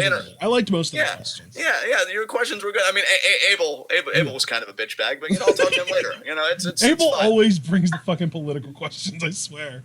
He's one that does it consistently every single time. Yeah, but no, in all seriousness, Abel, I fucking adore you beyond words. The only reason I do tease you like that is because I love you so much. So thank you for your questions, Abel. I got politically fired up, and I'm honestly glad you asked that because I wanted Ashton to go a bit more extended on kind of his, view and everything else, and I think your question gave him the opportunity to do that. You guys were very interactive in the chat as well. You're amazing. Next Q&A. Let's see. Next month's my birthday month, and it's going to be February 27th. 2 days before the last day of the month because it's a leap year. Hell yeah. So all of you take the leap and go to Twitter, YouTube, Facebook, Discord, and ask your questions, okay? Take that leap. Have confidence that your question isn't awful because if it is, I'm probably going to body you for it, but it's worth the risk. So Take it. God Submit damn your it. questions. You're all wonderful in your own way. Everyone is different. Everyone is special. Tokyo Cyber Squad. Yes! So, gonna update the Q&A with my pinned tweet. We'll do all that. So again, February 27th. And most immediately tomorrow, you guys can expect us at 8 o'clock for SmackDown live reactions. And because of Super Blue, we will be live reacting to 205 Live, and I have no idea what the card is for that. And we are live reacting to that because he's in the crowd, so he won't be joining us for the live reaction. Ah, very nice, very nice. Well, I hope he has fun at the show, and I know that was a request he made, so thank you very much for the request. And you guys were amazing tonight. Go enjoy the rest of your night, and I'm going to hand it over to Ashton to take us home. All right, ladies and gentlemen, we hope that you enjoyed this month's Q&A. Be sure to get your questions in for next month's Q&A on February 27th. It should be a lot of fun. We hope that you are all able to show up for that as well. It's good to see as many people here that have been here. I think our peak viewership was like 15 people, something like that. So that's cool to see. You can like this video if you did enjoy. You can also subscribe to the channel if you're new. Click the bell icon to join the notification squad. Follow us over on Twitch to make sure that you don't miss any of our Rocket League streams or upcoming potential Brawlhalla streams. You can also click that bell icon so that you get notified when we do go live on Twitch. Or if you want an even more reliable way to find out when we're going to be doing stuff, follow us both on Twitter because we talk about it and tag people all the damn time. You can also like our Facebook page, buy our merch on Teespring, donate to our Patreon. $3 a month gets you into the exclusive TWitWoW Patreon Discord channel. Any amount will get you 2 extra questions for these Q&As. You get it from 3 to 5. Because 3 ain't enough, man. I need 5! You can also share this channel and this video with all of your wrestling fan friends and let them in on the best kept secret on the YouTube and Twitch wrestling communities. That's right. We are TWitWoW, and we are the workhorses of the Y and T WCs. And we hope that you're all looking forward to SmackDown and 205 tomorrow night. The only other thing that we have planned for certain is next Wednesday NXT live reactions. Next week might be a pretty chill, kind of lay low, maybe like an off month or an off week for us because we don't have any Stardom next week because their next show isn't until the 8th. So it's going to be a chill week next week. We're going to have New Japan coming up very soon. I know that there are new beginning shows that are going to be like, Naito and Kenta and all those crazy, like Ibushi and Tanahashi challenging for the world tag titles. There's a lot of interesting matches coming up in the world of New Japan. Suzuki versus Moxley, holy shit. And I'm very excited about all of them, but we don't actually know what the dates on those are. I'll be sure to get a schedule up before Monday. So all that being said, we hope you enjoyed.